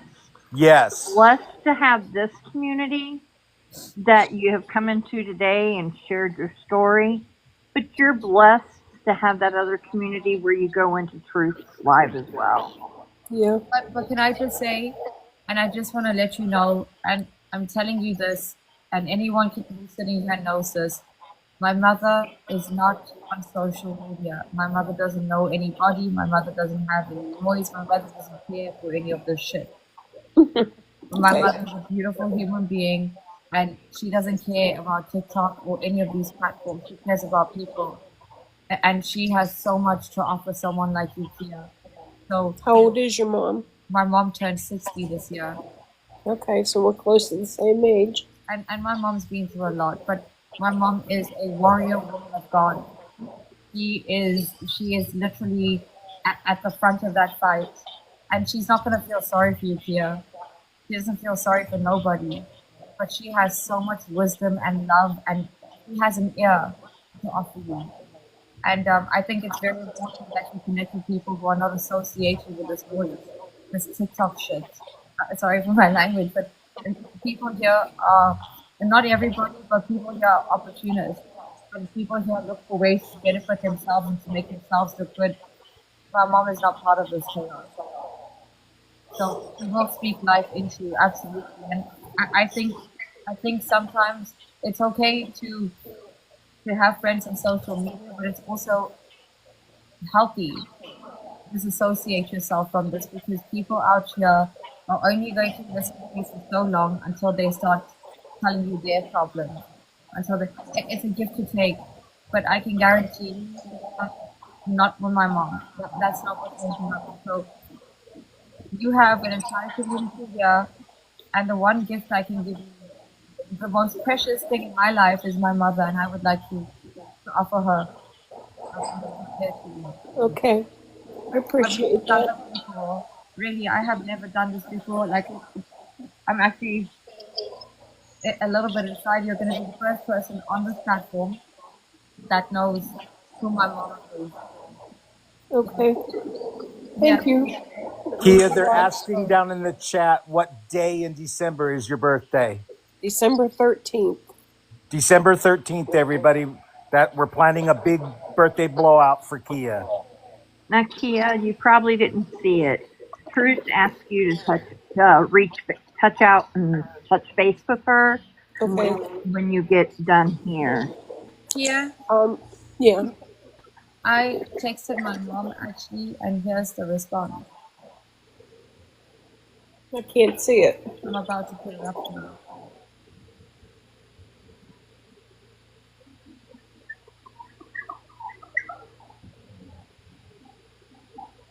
Okay. Okay. Yeah. Yeah. Like I said, I came to this app to begin with. Hey, Kia, To look, try. Yeah. it was meant to be. Number 13. Mm, Hey, Kia. yeah. Hey, this is Kentucky Girl, or as KJ wants to call me, as Kai Girl. Hi Okay. guys, good morning. Good morning. I was just flying through my sister's live and I heard a little bit here. I didn't hear the whole story. And I just came in here to tell you that, in life, when God takes someone away, he takes only the good because only the good go to heaven first. And can you guys hear me? Yeah, I hear you. All right. And the thing is, your tears right now, they seem like a burden. But my mom used to always say, our yoke is easy and our burden is light. And you should remember that because the time that you have in life on this earth, you are the luckiest because you get to live it like there's no tomorrow. And you should live like that. These are the best times of your life where you make the most memories with whatever you want to do. Your life is about you, and the best cure for anything in life is happiness, and happiness comes from within you yourself. There's nothing in this world we could all say to you that could comfort you in the way that you can comfort yourself. You're an amazing woman. You've been through what you've been through. God has tested you for a reason, and God only tests those that are meant for greatness in your life. And I want you to know that you are special. And this time that you feel that you have, let me tell you something. In life, if it's not your time, it's not your time. There's no sickness in this world that is more powerful than God. You are a mother. That's You're my a lady. brother, guys. You are a powerful being, and I want you to wake up every single day, and I want you to put makeup on, and I want you to get dressed, and I want you to feel like Marilyn Monroe that has the world to live in. Every single day. You live like a rock star because now is your time to shine. Do not waste your time on social media because social media has nothing for you. Live out in this world, experience world differently. Right now, you should be seeing the world on an axis that we've never seen it. You should be seeing things, rainbows, and you should be seeing pots of gold at the end of the rainbows because that's where you are. You are seeing things that we wish that we could see. So I want you to know that life is special. And every single breath of air that you have inside of you, you fight. And you fight like you fought to have your daughter, like you went to labor for your daughter, like you fought to be the woman that you are where you are right now. Never forget who you are and what you are. And I want you to know that. I My Man, mean, mom, I, sorry, I was. like my sister supported you here, like everybody's supporting you here. My mom will support you with all her life. I will support you with all her life. We are here. If you ever need to cry, it's not a sign of weakness. You let it out, girl. You hurl. You do whatever. If you want to laugh, you laugh. If you want to scream, you scream. If you want to dance in the rain, you dance in the rain. You do what you need to do to make sure that you live life to the fullest because you have that chance right now. I love your sister. I've been watching her for probably 4 days. I love Yeah. her too. She's an amazing person. So, Kia, Yeah. please, you can also add me anytime you want to talk. You just Okay. message me and we can have the longest conversations. I have nothing better to do in my life right now since I'm single. So you could be my acting girlfriend, Kia. I could make you feel alive again. We can do some dirty dancing, video calls. We can do some dinner. Come on, we're going to love, man. It's no use me being sad with you here because me being sad for you and giving you pity, it's not going to make you live your best life. I don't want you to be your sad. husband No, I don't. deserves the best version of you, Kia. Correct. You need to live now, girl. You need to live now. You take out those mini skirts from the cupboard. You take out all that Oh sexy hell, stuff, I and don't you have start any living, mini girl. skirts. We're gonna get you some, Here, Kia. all we want from you is laughter, smiles, and It's I want funny you you. say that because my husband just said to me the other day Yeah, about putting on a dress for him, and I and said you I have don't to have do any it. dresses, Now and is the he time. said you'd never want a dress for me. Kia. I said I don't have any Hey, dresses. Well, Kia. you're gonna go out and you're gonna buy yourself a No, dress. no, So he's she's gonna. not. No, she's not. Kia, I make clothing. I'm sending you a dress. Kia, now is the time. Now is the time that you live. Okay. You do not. If you want to cry, it's okay. You cry. Okay. But it's time to live.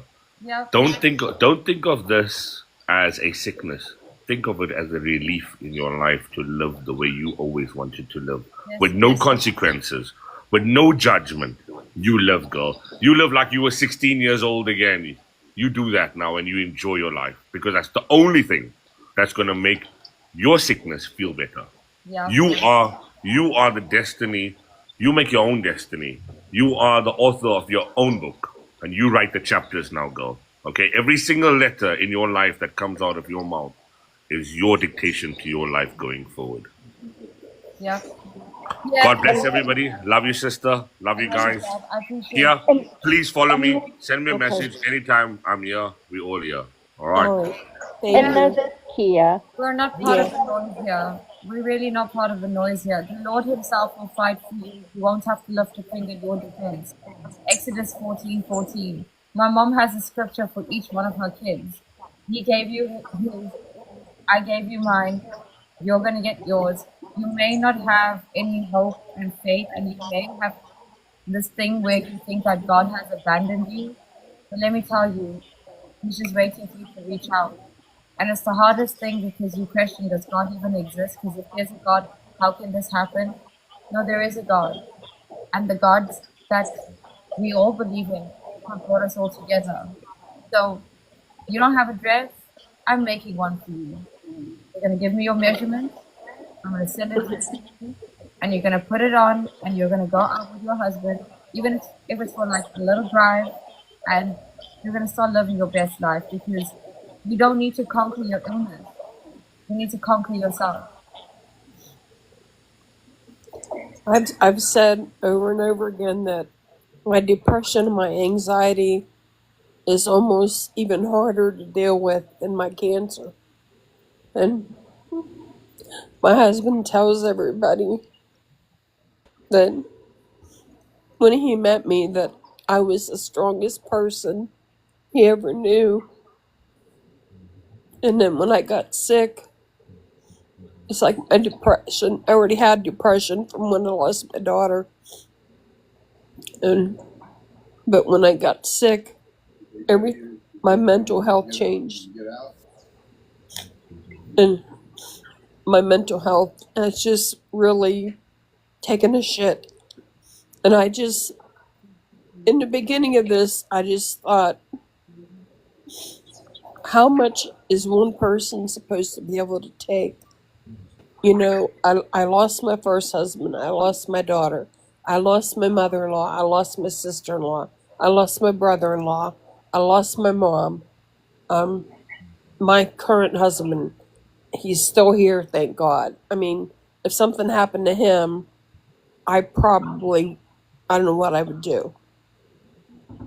And in fact, when he was diagnosed in 2018, I completely lost it because I thought, oh no, here we go again. I'm going to lose someone else to cancer. But he's still here, and he's doing everything he can. And he takes good care of me. He's good to me, and he's working so hard to try to do things around our house that we need done. So Kia, here's what you do. At least this is what I do: is turn the page, and now we're going to start a new chapter or even start a new book. But whatever it is, either close the book now and start a new one, or It's turn the the page and final start a new chapter chapter. here. Yes, The final chapter. And you got to and make take it and take the deepest breath that you've ever taken, or possibly can take, and here we go. But now you've got a whole new group of friends right behind you. You've got all that love. You got a brand new family. You got KJ's family behind you. I mean, how awesome! I mean, Yeah. I'm 58 years old, and I'm over here. I am bawling my eyes out. But these are tears of joy, happiness, and everything else. And I'm like, my poor heart can't take much more. But it's so cleansing and powerful at the same time. Well, I've been wanting to talk to her, and I've been listening to her shows every day. And But what it she wasn't said on meant until there today. But it wasn't. wasn't anything like what I wanted to talk to her about. And I've been debating. And a lot of times when I see that she's on, there's already a ton of people in But her it wasn't in her your time. boxes, It and wasn't your time. yeah, Today was your time. Yeah. I Today caught was her your time. today and I sent her a message, and so here I am. And today it was meant for you to, today was your day, girl. Yeah. Yeah. Have you ever thought about writing a book? A friend of mine actually said to me that I should write a book, and I said I don't know anything about writing a book, You don't need to know and anything about writing. she said I'll help you. All I you was have like, to do that's is dictate. But you Hit have the a voice story. recorder on your phone. Hit the voice recorder on your phone and just start talking. Yep. You have a story, Mama. There's your book already. You are your book. You don't need to know how to write a book. The book is written. Yep. yeah. I just wonder why I I always think to myself, what have I done in my life that I deserve all this? You know, loss after loss after loss after loss. And like my sister, and I have 3 brothers. I have. I mean, none of them have had to go through anything really tough like I have. This right here today, that's what it was meant for. This right here today. The testimony. Yes. This right here today. That's what it was all meant for. This right here today. It reminds me of the story of Esther for such a time as this. Today was your day. Yes, ma'am. And you Today's haven't my done day. anything wrong. No. What's happening to you? God is empowering you and putting you at the forefront so that you can share your testimony, so that you can help other people, so that you can motivate. Yeah, I don't believe that you're terminally ill. The doctors can say it, but you have so much life in you, Mama. And on the 13th of December, I'm gonna bake you a cake. I'm gonna bake that cake and I'm gonna blow candles out for you. But before then, I'm making you a dress because you're gonna start dancing. You're gonna start singing and you're gonna start through your pain. You're gonna have to start enjoying your life, Mama. Okay, I want a German chocolate cake. Like a Black Forest cake? No, German chocolate with German chocolate icing with the coconut in it. That's my Okay. favorite. That's my favorite cake. Okay, I'm gonna find a way to do it. My mama just sends me a message and says that you are Ruth. In the Bible, you are Ruth. And yeah, I'm gonna find out what a German chocolate cake is, and I'm gonna bake it. Oh, you don't know what a German chocolate cake is? No, ma'am. The icing has coconut and I think walnuts in it, Okay. Okay. and Well, the cake is chocolate. my in-laws are German. Does it have to do anything with Germany? I don't know. Because It's I very Honestly, I don't popular. know. It's very popular over there, KJ. It's a German chocolate cake. Yes, it's very Yeah. popular. I'm gonna find out what it is, and I'm gonna make it. I think they make it at the bakery, or the cakery, I'm gonna find out. But Kentucky girl, Yes, ma'am. hello, Mama. Hi. I sent you, I followed you, and anytime you need to talk, anything, my inbox is open. I went through breast cancer when I was 30. Had the double mastectomy, reconstruction, still doing reconstructions. I found out a couple years ago that I carry MSH2, which is a Lynch syndrome. My dad was actually diagnosed the same day that I was with bladder cancer. Oh We my. was same day, same office, different doctors. Wow. We always said our bodies aligned. Everything that happened to me happened to him, or vice versa.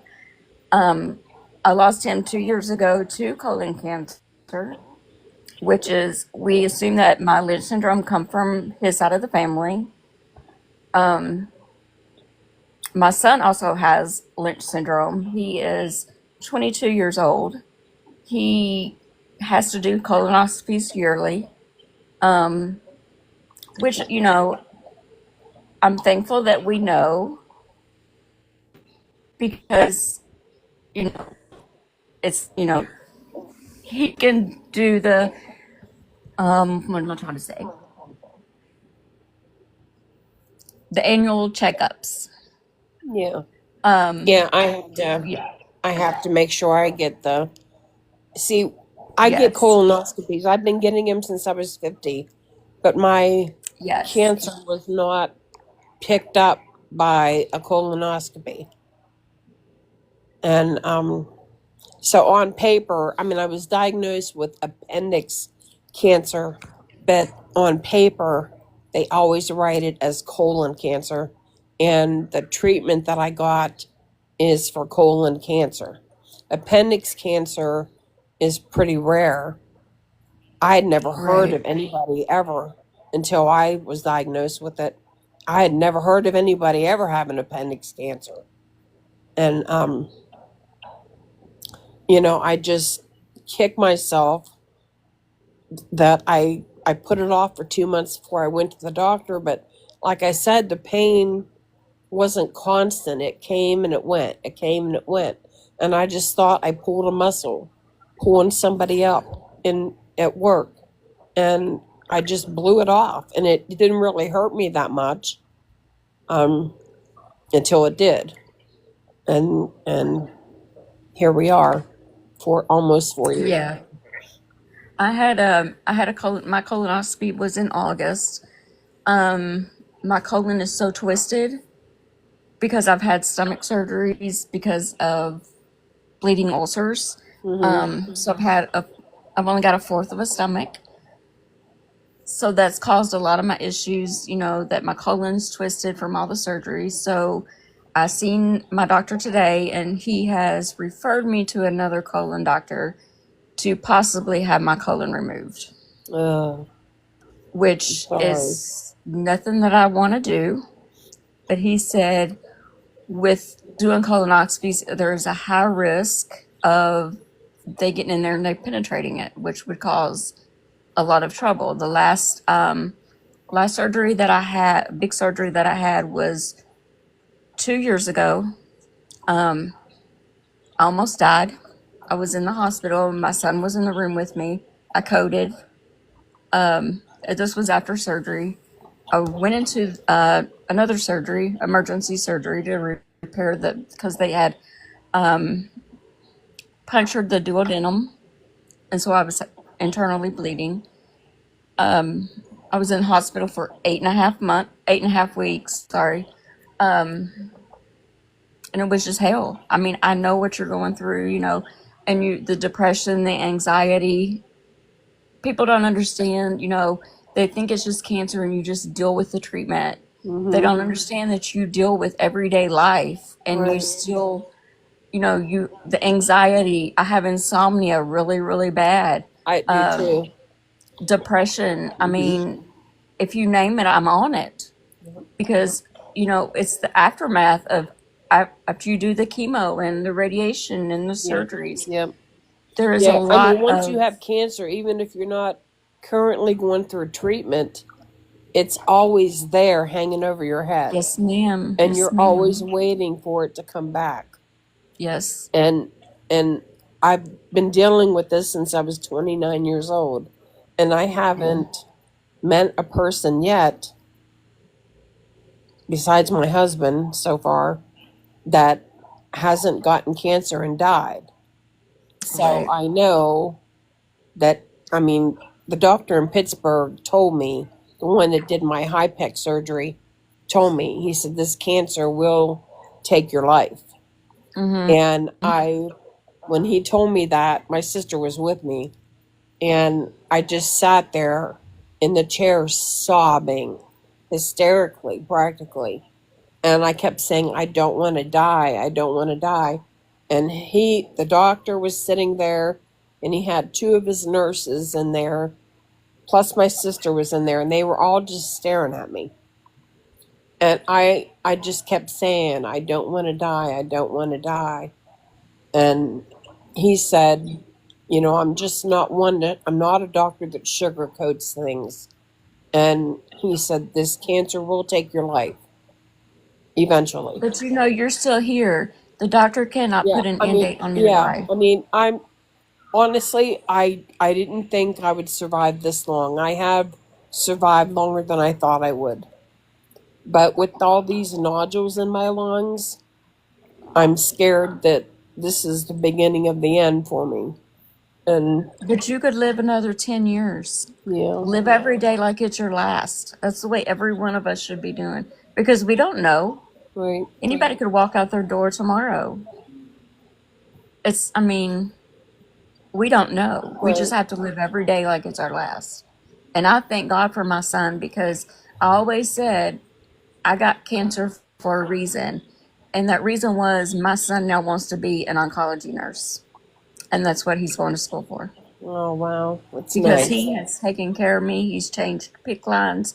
He's pulled. I've had feeding tubes, and they've come up out of my mouth. He has pulled them out for me. I mean, you name it, he's done it, and I think My that's what's husband, given him. my husband's had to learn to do some things for me. Mm-hmm. I had a bag for 6 weeks, and that was a nightmare. And we had a really good nurse that would come. Would she come, honey, twice a week? She'd come twice a week and change my bag. And then, of course, if she wasn't here and my bag needed change or started leaking, it Right. starts leaking, you got to change it. And then, while you're trying to change it, stuff's coming out of it. I mean, it was a nightmare. It was an absolute nightmare. So you don't have the bag now. I don't You had have it the bag reversed. anymore. I had reversal surgery, and so I don't have the bag anymore, thank goodness. And Yeah.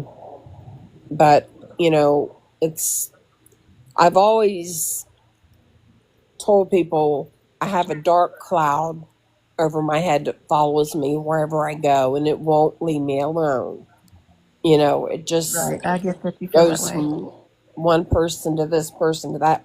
I mean, my first husband had a mutation of the P53 gene, and there's a 50% chance of him passing it on to his children. So he passed it on to Paige, but Sheena did not get it. But Mm-hmm. because he had breast cancer, she is at higher risk for breast cancer. Right. What gene So does he? What gene did he have? he had a mutation of the P53 gene. Okay. I have So, Lynch syndrome, which is the MSH2. okay. Yeah, see, when his mother died, his father was an alcoholic and couldn't take care of 4 kids. 4 kids, 5 and under. He couldn't even take care of himself. Mm-hmm. So the mother, she knew she was going to die. By the time she had Sean, it was pretty much already too late for her. She refused to have any treatment until she gave birth to Sean. And I think she had radiation, but I think that's the only treatment that she had. And she died at 25 years of age. But she already had it planned out. Joe, their father, kept the oldest girl, the 5-year-old. He kept her, and the other 3 kids were all adopted out to different families. So Sean didn't even get to grow up with his siblings. Mm-hmm. But he was told as a child by the people that adopted him, he was told that he was adopted and why. And when him and I got together, I started doing some digging and found out where his dad was and how to get a hold of him. Found out my uncle knew his dad. So I had my uncle call Joe and said, your youngest son, Sean, would like to meet you. Mm-hmm. That was something that Sean always wanted, but he was always afraid of being rejected. Right. So it's not anything that he would do on his own. And this is when Sheena was a baby. So me and Sheena came home for a visit, and I went and met his father and his 2 sisters, both of them, when Sheena was 6 months old. And then the next time Sean came home, he got to meet his two sisters. And then he met his brother when his first sister died. He came for the funeral. So that's the first time the four of them were together since their mother died, was at their sister's funeral. And then Terry died in 2017, and David died, I think it was 3 years ago. And him and I got really close when Terry died. And when I found out I had cancer, I had sent him a message. And I said, David, I just wanted to tell you that I have cancer. He was living in Florida. And he said, Tina, he said, I'm really sorry that you have cancer. But he said, I'm dealing with my own stuff. I have been diagnosed with cancer. And I don't want to talk about it to anybody. And I'm sorry, but I just can't talk to you. And I said, okay. I said, I just want you to know, though, if you ever change your mind, I'm here. I'm here to listen. If you want to talk, you want to cry, you want to scream, I'm here. But I never heard from him. He died. I mean, he didn't live very long. The cancer had already spread pretty far when he found out he was sick. So he Yeah, didn't some live people long. have a hard time accepting it. Yeah. Yeah, he had already lost his entire family to cancer, except for his dad. His dad, I don't even know what his dad died from, but he didn't really know his dad, and his dad really didn't make any attempt to have a relationship with any of his kids, even the one that he kept. His parents took care of her. Mm-hmm. So she grew up with her grandparents. And then when she became an adult, she basically took care of her dad because he was an alcoholic. He was irresponsible. And all he wanted to do was sit at the bar every day and drink. And she would come home. She lived in different places. She had lived in California for years. And then she lived in Florida for years. And then she went to Virginia. And Virginia's where she actually died. But, she'd come home quite often and come and visit with us. And she was here to see us 2 weeks before Paige died. And Paige had actually we had gone to the Relay for Life. And Paige cut the ribbon for the survivor's lap. Mm-hmm. And 2 weeks later, she died. And the guy that Terry was with at the time, when she told him that Paige died, he said, well, you're not going back up there, are you? You were just there. Oh my gosh. And she said, yes. She said, These people. yes, I'm going back up there. That's my niece. Exactly. I am going back up there. So she did. She came back up here. And she spent every day with me while she was here. And and that was just like the final straw. Her and her boyfriend split up after I would that. hope so. Yeah. She said that was just it for me. She said Right. Donald was not a family man. He never got married. He never had any kids. He wasn't supportive. And he wasn't supportive of her, Yeah. being involved with her family. So, but her and I were very close, and losing her has been hard on me too. And I think of her as a sister, not a sister-in-law. And I always wished that she were here so I could talk to her. I mean, me and my sister drove down to Virginia, I think 3 different times, to visit with her because she wasn't able to come up here, and would stay down there for a week with her. And she just got so bad, and Andy was working, her husband, and she asked me if I would come down. And she said, I wanted to ask you if you and your sister would come down and clean my house for me. And I said, absolutely, we would come down and clean your house for you. Yes. So we did. Me and my sister packed up, and we took a week, and we went down. And the day after we got there, after Andy went to work, we cleaned my sister-in-law, cleaned my sister-in-law's house from top to bottom. And it was spick and span clean when Andy got home from work that day. She actually told us after we got there, while we were cleaning, that Andy wanted to clean the house the day before we got there. And because he was embarrassed that the house, it really was bad. And, Yeah. and she said, Andy, they're coming down here to clean the house. So what's the point of you cleaning the house? Just leave it alone. So he did. He left it alone. And we, like I said, we cleaned it top to bottom. And I helped my sister-in-law get a shower, and I took her to doctor appointments, a couple of doctor appointments while I was there. I've always, in my entire adult life, I've always been a caregiver to Caregiver. someone. Yes, to someone. And this is the first time I've had to depend on other people to take care of me. And it's really hard. It's hard, yeah. Do you think that your daughter would go to therapy with you? No, No? no, I think so. I don't think no. that She went to therapy when she was a child, and I had to force her to go.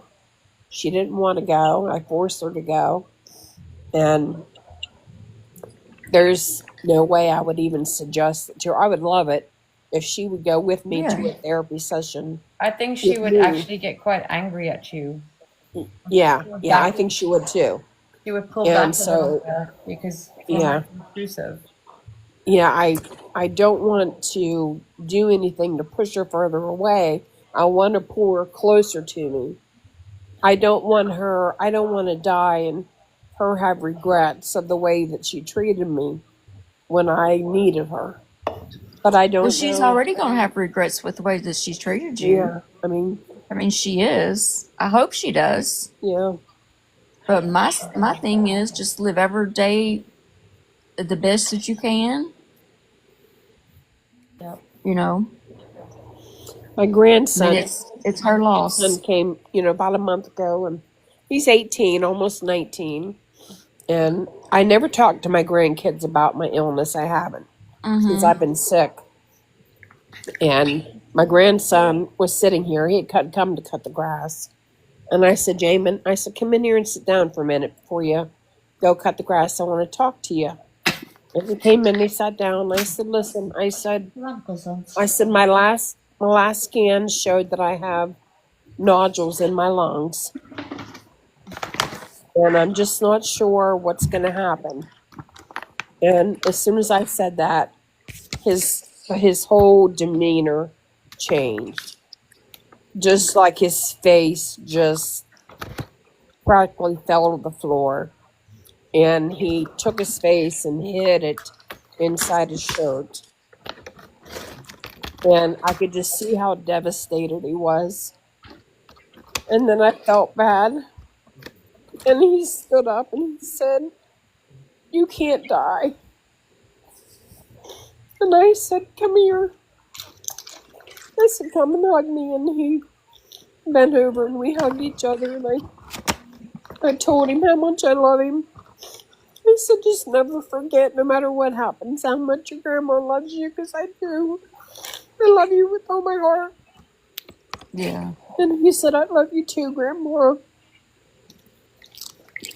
Oh, I mean, they've been blessings in my life, both of them. But I Grandma, would like you to are loved so much. You got a whole army behind you now. Kia, Yeah. I can understand and sympathize with the dark cloud that you feel that's Yeah. over you. In May of 2022, my son, at the age of 30, he was diabetic most of his life. He didn't take care of himself, and it ruined his kidneys. So he ended up passing away at the age of 30. So I had to watch him die. I'm so sorry.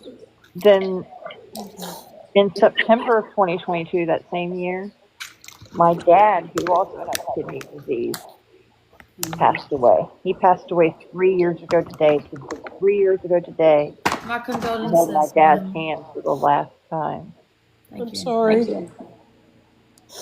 And then I can't. in January 2023, so this all happened in 8 months' time, my husband passed away where a blood clot went straight through his heart. Oh my goodness. Shit. And then in December of 2023, my son was diagnosed with a brain tumor. No. My youngest son. He had the tumor removed, but the kind of tumor he has, he's been told eventually will come back. So we're always on that nervous brink every 3 months when Yeah. he has to do that PET Yep. scan. Every time you have to have scans done. Yes. Yeah.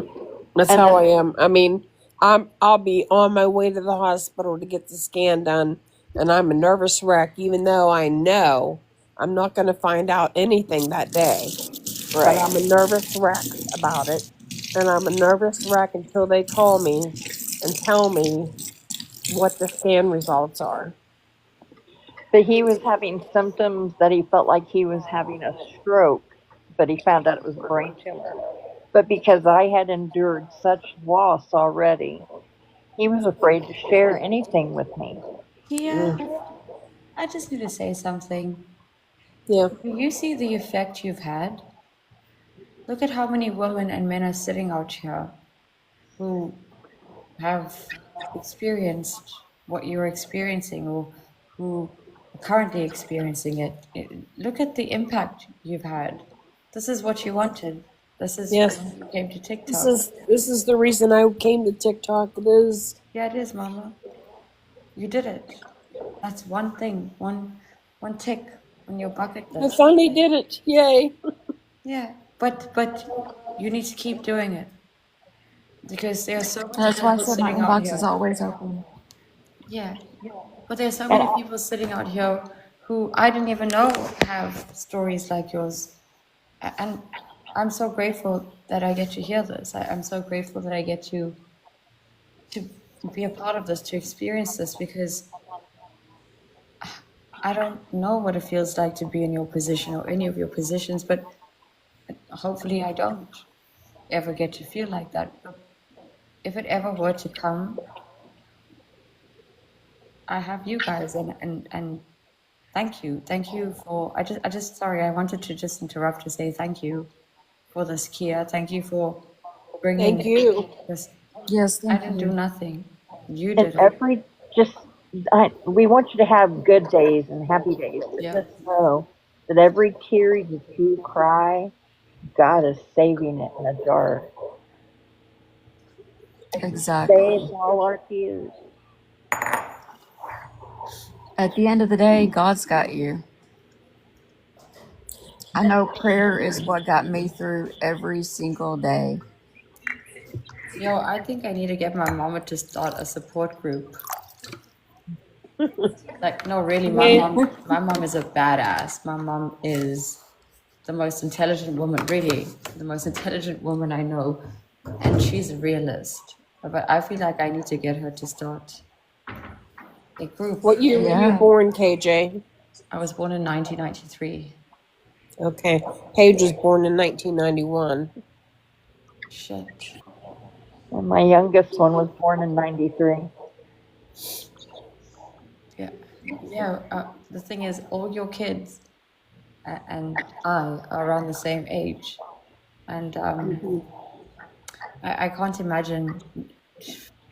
Like I said earlier, and I'm going to say it again. If you are my mom, I would be there with you right now. I would Yes, not leave ma'am. your side. your husband would hate me because I'd be attached to you by the hip. Yeah. He'd be like, "Who the heck is that? Why won't she leave?" Yeah, I would never leave you, Mom. And I wish I was there. I wish I lived in the US. I wish I was close to you. I wish I could just drive to you right now and just hug you and make you a cup of tea or a cup of coffee and just sit in silence with you if you want Lemon to. chocolate cake. Yeah, I'm the in German cake. Ohio, but unfortunately, I'm not in the same area of Ohio. I'm in the Dayton area. Okay. But I told Truth, when you reach out to Truth, to give you my info so you can reach out to me. Okay. Yeah, and I my inbox I is had always open. I had sent her a couple messages, and I've been wanting to talk to her, but because of everything she's gone through herself, I just wasn't sure if I should talk to her about any of this or not, because I didn't want to Well, trigger her. she had asked down in the comments why you hadn't reached out to her. That's why, because I didn't want to trigger her. Can I Don't just say understand. something? Yeah. You are not obligated, or and I understand you've made friends here, but you are not obligated to answer anyone about anything. If people want to know why you didn't reach out, it's because you didn't feel like it. And they should not take offense to that. You're an individual, and when the time is right, you did what you needed to do. And this is, I'm sorry to say, but this is the healthiest reaction you're going to get because you're not isolating yourself to one person's ear. You have an entire community who is embracing you as you are, and you don't owe anyone an answer. If anyone's going to get upset that you didn't reach out to them, they're a problem. You do things at your own pace in your own time. You are your own person, and you don't owe anyone an explanation for any reason. And if people are going to feel offended because they believe that they could have been there for you, well, tough shit. It is what it is. Let But them. right now, this is where you are. Yes. There are no bridges to burn when you have a timeline to dance to. Like Michael said, a new chapter, make it count. Yeah. I just want to say one thing before I step out of the box is as scary as it may be and as unprepared for any bad news that you may or may not get, always remember, go for those yearly checkups. Get yourself checked out, because the earlier you can catch something, the earlier you can start it, start treatments if that's what needs to be done, but just go and at least get checked out, that I just want to end my peace of mind by at least saying that, especially men can get breast cancer also. Men are Yeah, not my first exempt husband from had having breast cancer. My You'll be first glad to husband know, had Michael, I breast cancer. got my colonoscopy this year. My dad had colon cancer when he was 76. He had never had a colonoscopy, and he started having some issues with his breathing and stuff, and they took him to the hospital, and they ended up admitting him and doing some tests on him, and that's when it was found. And the doctor said, "You are 26 years late on your colonoscopy." And my dad said, I know. He said, but with just the thought of having that done, I just didn't want to do it. And they said, well, you're going to do it now. So they gave him a colonoscopy there at the hospital. And then the surgery was scheduled for another date, and they removed the tumor. But my dad was lucky enough that his tumor was still just inside his colon, to where they just removed part of his colon, and he didn't have to have any treatment. He never had to have chemo. He never had to have radiation. Wow. And I'm sorry, I um, just need to ask, why is cancer so there is, prevalent where I in the US? live, there is a high cancer rate. I have to say that too. There is a high cancer rate in the area that we live. Why? Yeah. We live around a lot of industrial places, especially from years ago. A lot of them are closed down now, but not very far from us, there was a steel mill, which is now shut down. And you can imagine probably the stuff they were putting in the air. Yeah, There's potteries all around here. my uncle lived in my uncle, who was also my godfather, lived in the Gary, Indiana area, and he worked in a steel mill for years. And when he retired, 2 years after he retired, he developed lung cancer, and that's what he passed from. Yeah. Yeah, there is a high cancer rate here. There really Yes. is. Yep. And when I'm I tell sorry, you, though, when but we this when is we go to the cancer center for And he screening, that wasn't place even is a packed. smoker. He didn't even smoke. Yeah, I've never Hi, smoked Jenny. either. But Yeah. I'm sorry, in South Africa, people get cancer. Like, it, it, I actually had to take a second to absorb everything. Like, I had to put some food in my mouth because my body was, I'm starting to feel a little bit ill. The thing is, yes, cancer, we all have a cancer gene. It gets triggered, sometimes it whatever, it mutates.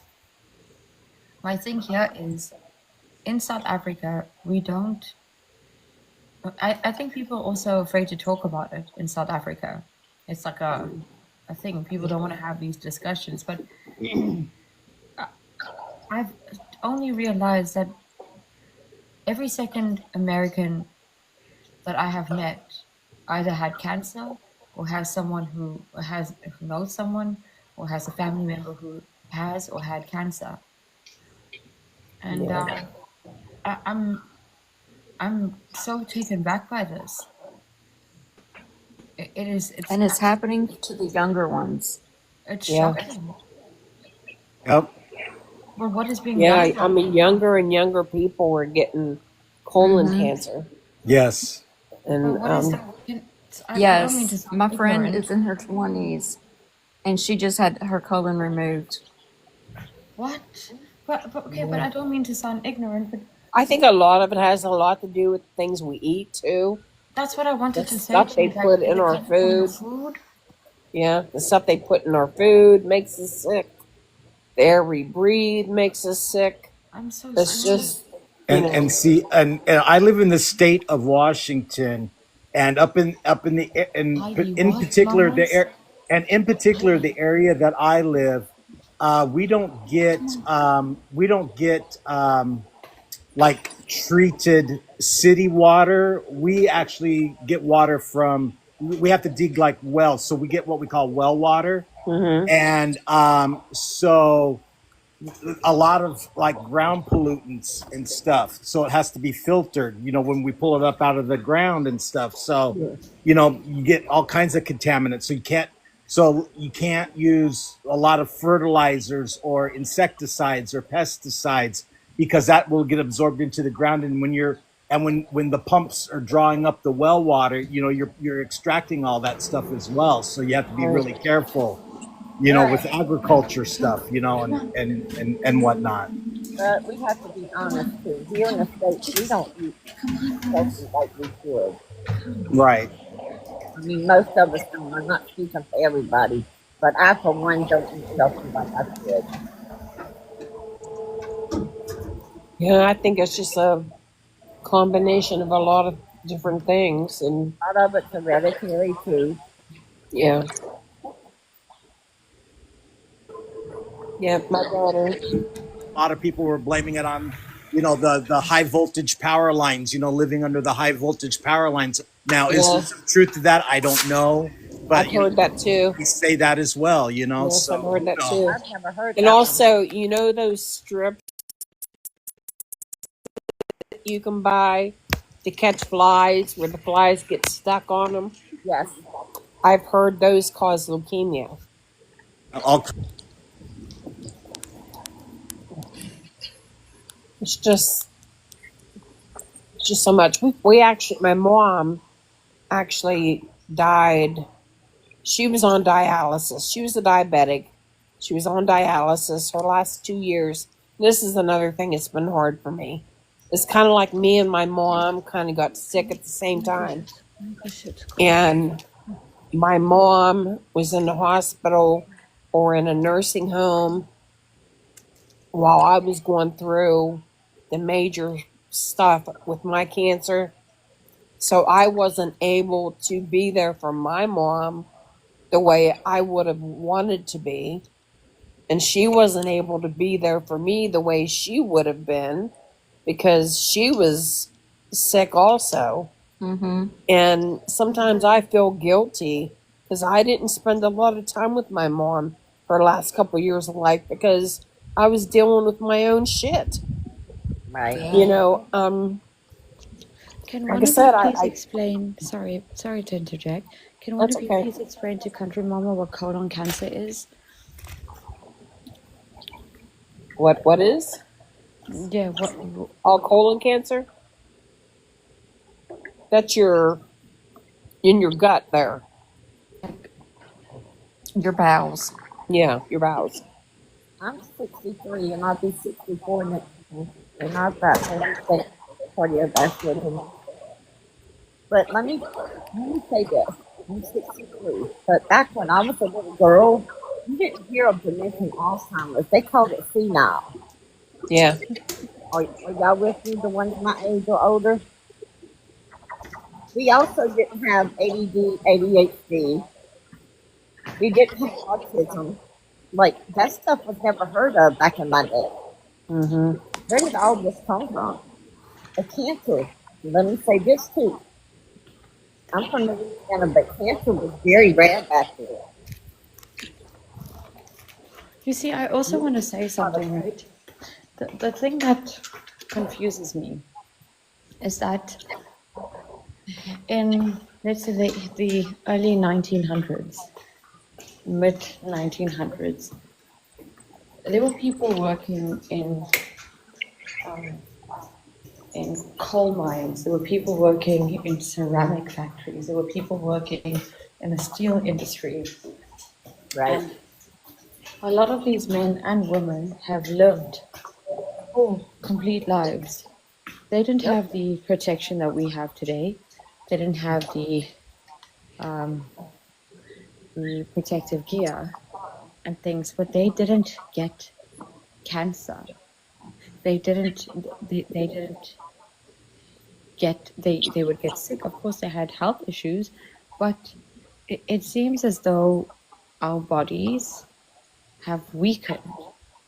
It seems as though over time our genes have been manipulated by Yeah. what we've been fed, by what we've been told, by how we've been exposed to certain things. And I'm a firm believer, like what Grandma was saying, like Alzheimer's and stuff, you understand, like senile people and senile and things, but ADHD, ADD, autism, like they were all grouped under disability. Mentally challenged. Mentally, But yes. that can be the R word. But you could, yes, exactly. It was actually so disgusting how people were seen. But the thing is, it wasn't prevalent. And that's also why people would have these slurs and people would say these ugly things about people who are mentally challenged. They would call them mentally R. And it's because it wasn't common. And for those who had it, it was a spectacle. You know, people are ignorant and people are cruel. But 1 out of 5 people either has cancer or has a mental or physical disability.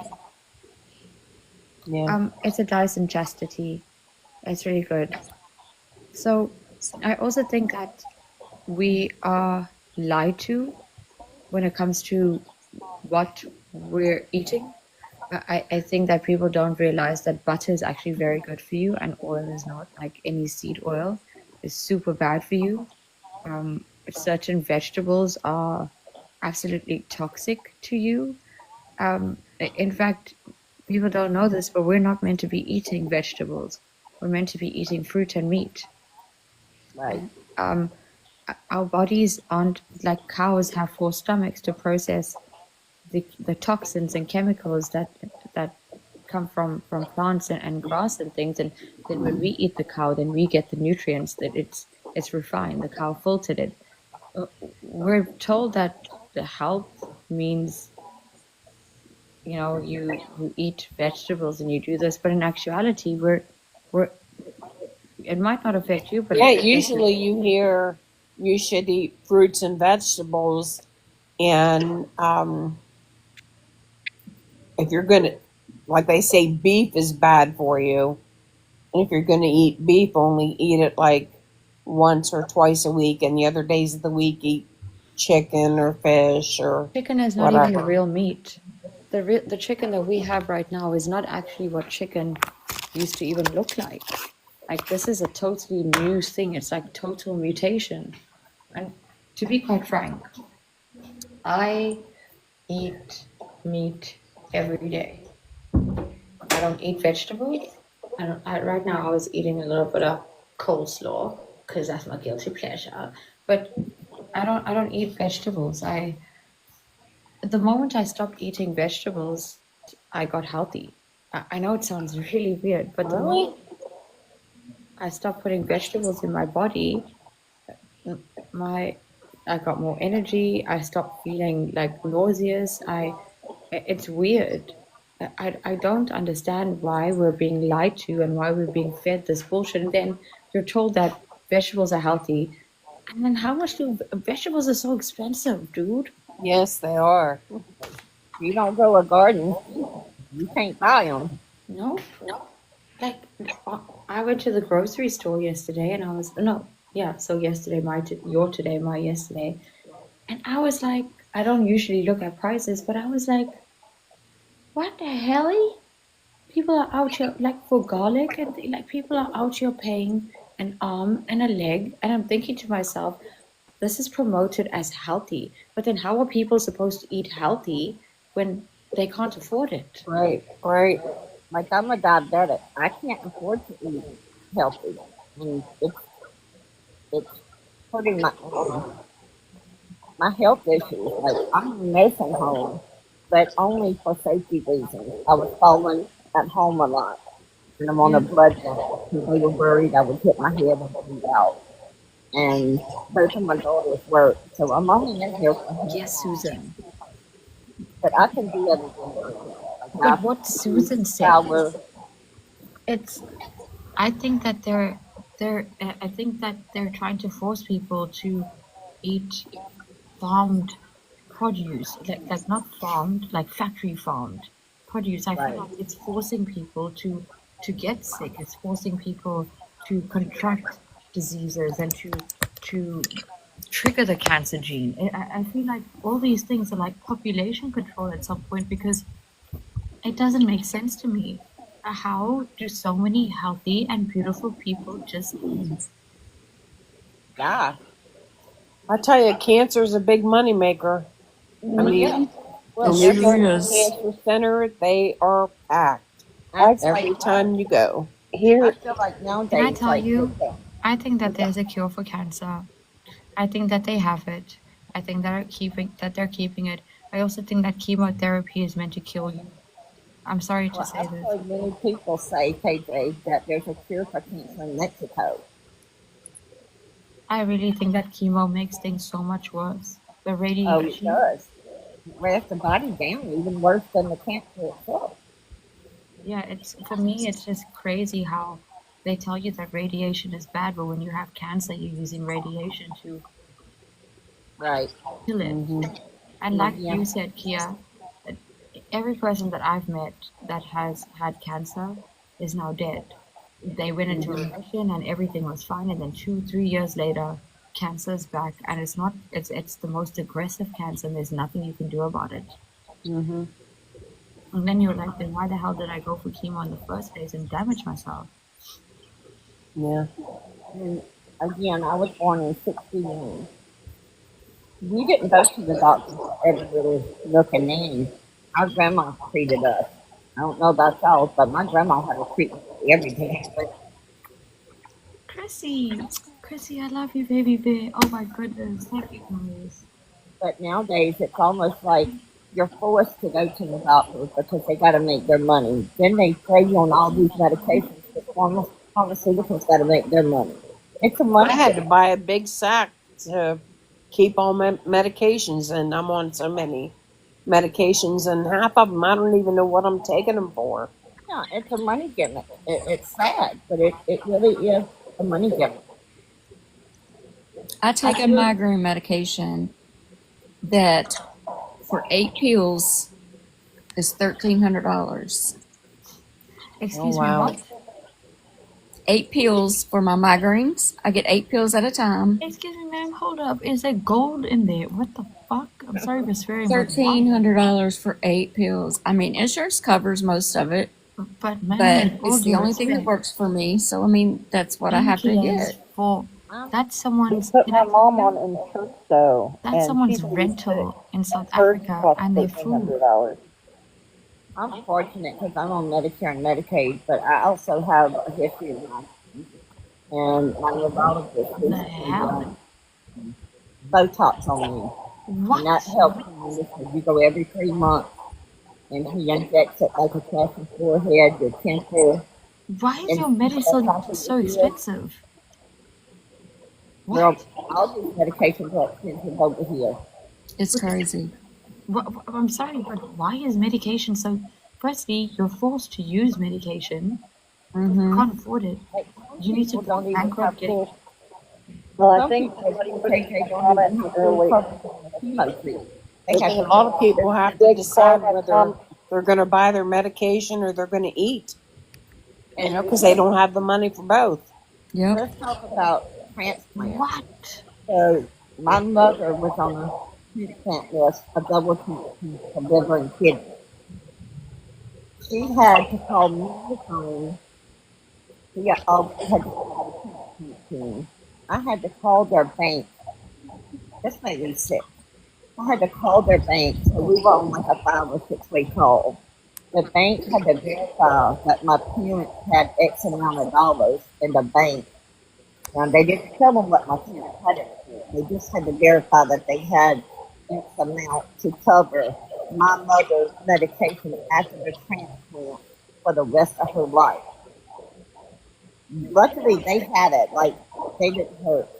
But think about the people on the transplant list that don't have this money to cover the medication. Guess what happens to them? They get taken off that transplant list. Mm-hmm. That makes me sick when I'm a donor. Okay, it makes me sick to know if something happens to you, you can't get my organs if you don't have all this money to back it up. I have a daughter, my oldest daughter, she's 44. She's a living donor. She donated a kidney to a total stranger. She had to fight to do that because to be a donor, you have to be either related or close friends. But she didn't know this person. They didn't in the paper, and she just stepped up to the plate. So they told us that we need to donate. If you don't know her or not, and she said, that's Grandma, fine. you have an echo, I'm going to the Mom. highway department right now, and I'm removing my donor thing. So they went ahead and done it, but it's just, I don't know. You have an echo, Grandma. What the hell? You had an ibuprofen. Well, are you using earbuds? Is that better? Yes, Yeah. that's better. No, I don't have earbuds in. Okay, I was gonna say sometimes earbuds do that. Kia, can I ask? I know you're not feeling a little better, but are you feeling a little better? Yeah, I'm feeling a little better. I'm actually feeling like I could take a nap now. That's a good thing. It's good to talk. It's good to relate. It's good to speak it out there, and no one's judging you. We all have so much love for you, And I'm praying that your daughter comes to the party. Really, I'm praying that your daughter opens her eyes and just wakes up. Really, you deserve it. You are such a Yeah, good I child. said sometimes I just want to grab her and shake the shit out of her and say, Yes. "Wake up, girl. One of these days you're going to wake up and I'm not going to be here." Kia, could it be that she lost her father and then she lost her sister and she might be scared about losing you? But if Oh, I'm And sure that's she but if is. you're Yeah. scared to That's lose what I think it somebody, is. but the Yes. thing is, That's what it boils down to. yes, but the thing is, the human reaction with fear when it comes to losing somebody is not flight, it's fight. Somebody you love. Yeah. It's not running away from them, it's running into them. Hmm. You were hospitalized over $700,000. Gee, what the hell? That is, I'm going to be very frank with you. You can buy a villa here in South Africa for 700K, like a luxury villa at the beach. Well, I have no, I just I want to have no say, idea what my medical debt even is between me and my husband. I'm sure it's thousands upon thousands upon thousands of Kia, I'm dollars. going to jump Yeah. down into the chats, but before I Oh, do, I just want to say it was a pleasure meeting you, and pleasure meeting you too. I'm so happy that you got up and shared your story, your testimony with Meg, us. I'm sure uh, there was somebody down there that really needed to hear that. So thank you, and you can reach out to any of us here, and again, it was a real pleasure. And KJ, thank you for allowing me up. And I oh, love we you. And I'm love going to you. jump down in the chat. Okay. We love you, Thank Michael. you. Thank you so much. Okay. Thank you. Take care, Michael.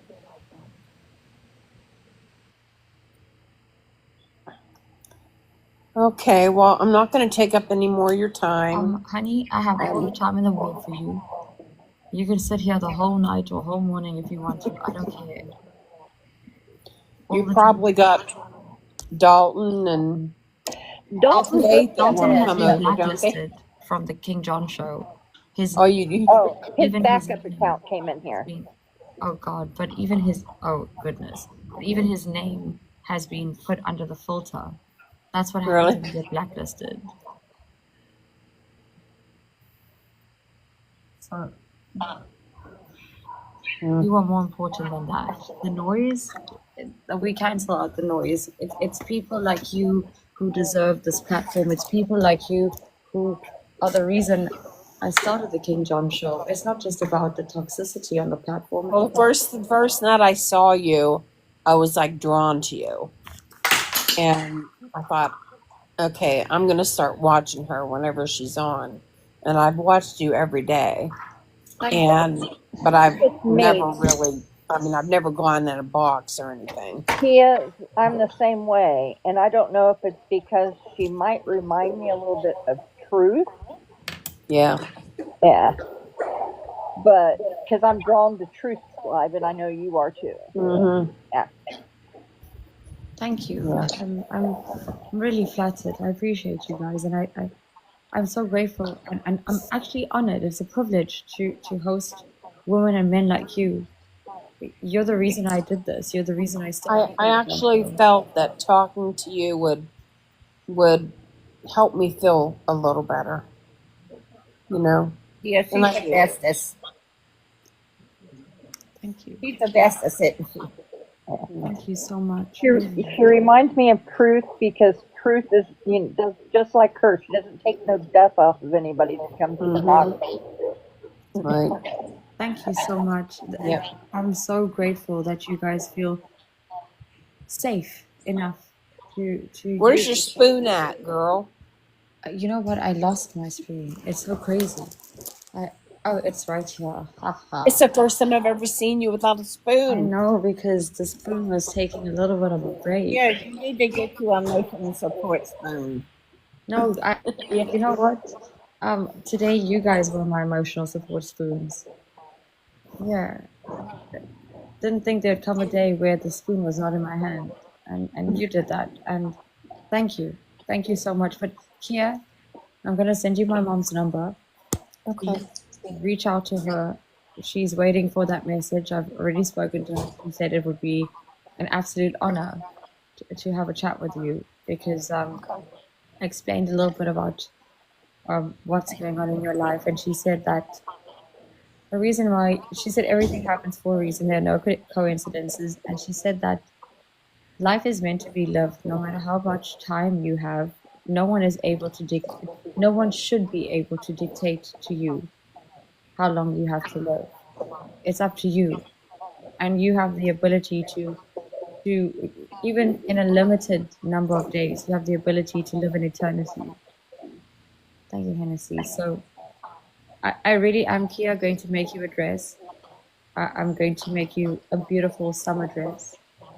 Yeah, You don't need to be a dress. I really want to. To see I'll the make something. You gotta come on here and show us. Yep, I make clothing, I make jewelry. I'm now doing merch, but I Make really me wanna- jewelry. Make me jewelry. Ma'am, it's gonna come with a dress too, but I want to make you that dress. I want to I make don't it. wear dresses. Well, you're gonna wear that dress. Yep. And dance the night away. You're gonna wear Absolutely. that dress because It's your for your- husband wants to see Yes. you in one. It's for your husband. It's not for you, Mama. It's for your husband because Well, he can wear the dress then. well, he can take it off. Sorry for my language. Yeah, but nonetheless, he also deserves the best version of you, and you owe that to him. It's not for you anymore. It's for him too. It's for your I grandkids. apologize to him all the time and tell him that sometimes I feel like a burden to him. He loves you and he understands. He does. He does. Like I said, he's really good to me, and any appointment that I have, like I have an appointment this Friday to go for pre-op again for my next biopsy, and he's going to take me for that one, and then next Friday when I have the biopsy, he'll be at work. He's starting a new job on Monday, and so my sister's going to take me for my next biopsy, and so where I got to go is like 40 minutes away from here, but no longer than that. Can I About tell you? I don't, 65 minutes. I don't think you know this because I don't think men say these things, but if he didn't want to, he wouldn't. And yes, what Michael said, remember those vows, for better or for worse, in sickness and in health. And you don't need to apologize because you took an oath and he's sticking to it. And you would do the exact same for him, unconditionally, without complaint. So you should not be saying sorry to him. You should actually be saying thank you. That's it. No more sorries. Just thank you. Well, then like Sheena, I worry about him. If I die, worry about if he'll be okay or not. He will be here. Yeah. He won't be okay if you don't go down without a fight. The way you fight is by living. Give him the best memories, however long you have. Give him the best memories. Let him linger with those. You deserve that, and he deserves that. I can tell you that I don't know what it feels like to die. I don't know what it feels like to be on the verge of death. But it's probably the scariest, most intimidating feeling because you don't know what comes next. And I don't want to take away from your story, but I would like to tell you something. Ellie, Because I've been sick since 2005. I was given 2 to live in 2025. But in 2005, I coded and I went across the other side for a few moments. Heaven is real and it is beautiful, very peaceful, and I just want you to know that. I wasn't over there long, but it was long enough to tell you, don't be afraid. and almost can bet you that your daughter will come meet you. My aunt, my grandmother, and my favorite cousin will come to get me. But I just want you to know, don't be afraid. It's very peaceful and very beautiful. Grandma, can you speak quickly? Kia, I just muted you for a second. Grandma, can you speak? Oh, you didn't hear me? Now we can hear you. Okay. I was telling Kia I didn't want to take away from her, but in 2005, I took very sick and I was given 3 years to live. Well, here it is, 2025. But in 2005, while in ICU, I coded. I went to the other side for a few moments. My grandmother, my favorite aunt, and cousin came to get me. I was there a few moments, but don't be afraid. It's very beautiful. It's very peaceful. Heaven is for real. And I can almost promise you that when you go, your daughter will be the one to come and meet you. But until that happened to me, I was very afraid of dying. I'm not going to lie. But now that I know what it's like, I'm at peace. When it's my time, it's my time.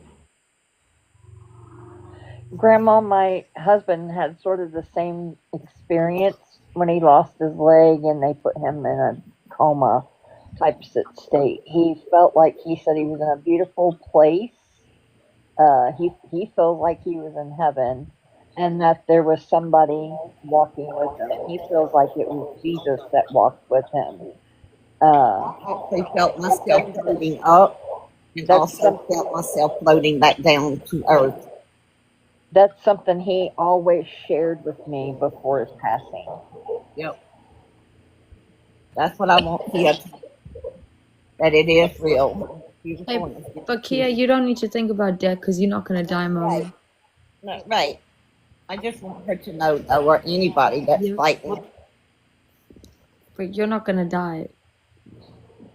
Today is the beginning of a new chapter, and it's going to be hard to write. But trust, once you do start writing it, it's going to be so easy. Death is inevitable. Yeah. But you have a fighting chance. And you have a voice. My husband always tells me, we're both going to be here in 30 years. I said, no, we're not. At least I'm not. Say yes, we are, and make plans for the next 30 years, Mama. Anything's possible. They gave me 3 years to live in 2005, and look at me now, 20 years later. Don't reject the idea that you could possibly live for the next 30 years. In fact, you know what? I'm always afraid to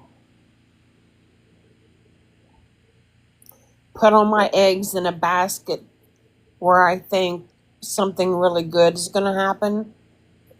And then if it doesn't happen, then I'm going to drop the basket and all my eggs are going to break.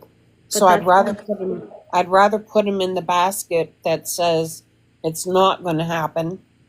And then if it does happen, I'll be really happy because I still have my eggs.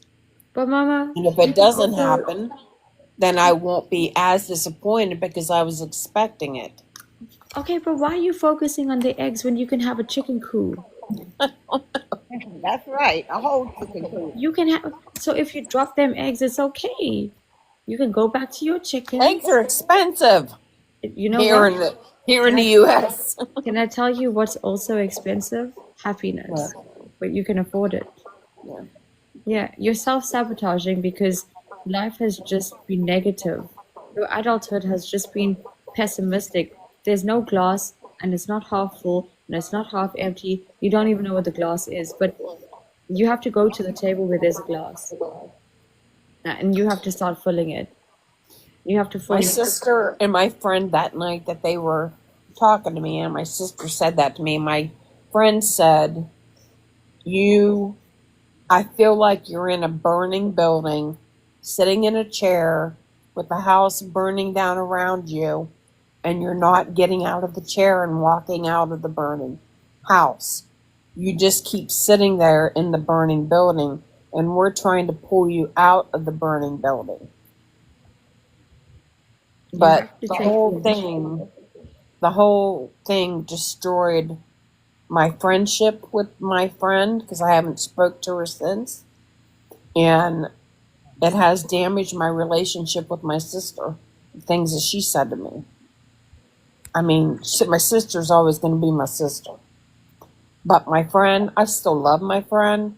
I've been friends with her for 25 years, but there's been many times in our friendship that if there's a bump in the road, she's quick to turn and walk away from me. That's not a friend. That's an Yeah, opportunist.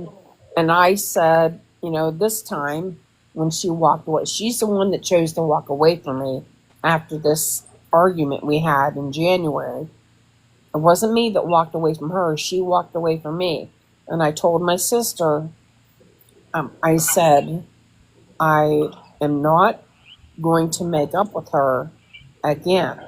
She chose to walk away from me Yeah. when I needed her the most, and I'm choosing to let her go. You I have to still for your love own her. mental health. I'll always care about her. I don't want to see anything bad happen to her, but I cannot be friends with her because I cannot take the hurt and the pain of her walking away from me over and over again. Man, your time is precious, and if people don't serve it, if people don't appreciate it, if people don't acknowledge it, you shouldn't be wasting it. And 25 years is a long time to waste your time on somebody who doesn't give a shit. And Yeah. you did the right thing. You're protecting your peace. And that person is not your friend. That person is an opportunist. That person gained something from your friendship, and you gained nothing. And if you are reeling over that friendship, remember that there are people out here who deserve you. There are people out here who deserve your time, and there are people out here who have time to give you. And by giving your time to people like her, you are losing opportunities with people who deserve you. So one door closes, another opens. Why? Because there are endless doors, and you're literally the person who has all the keys to those doors. You're the only person out here who can close a door and open a new one. And you have to do that. You have to start doing that. You have to start understanding that not everyone has your best interests at heart. Not everyone is going to want to see you at your worst. And not everyone's going to want to see you at your best.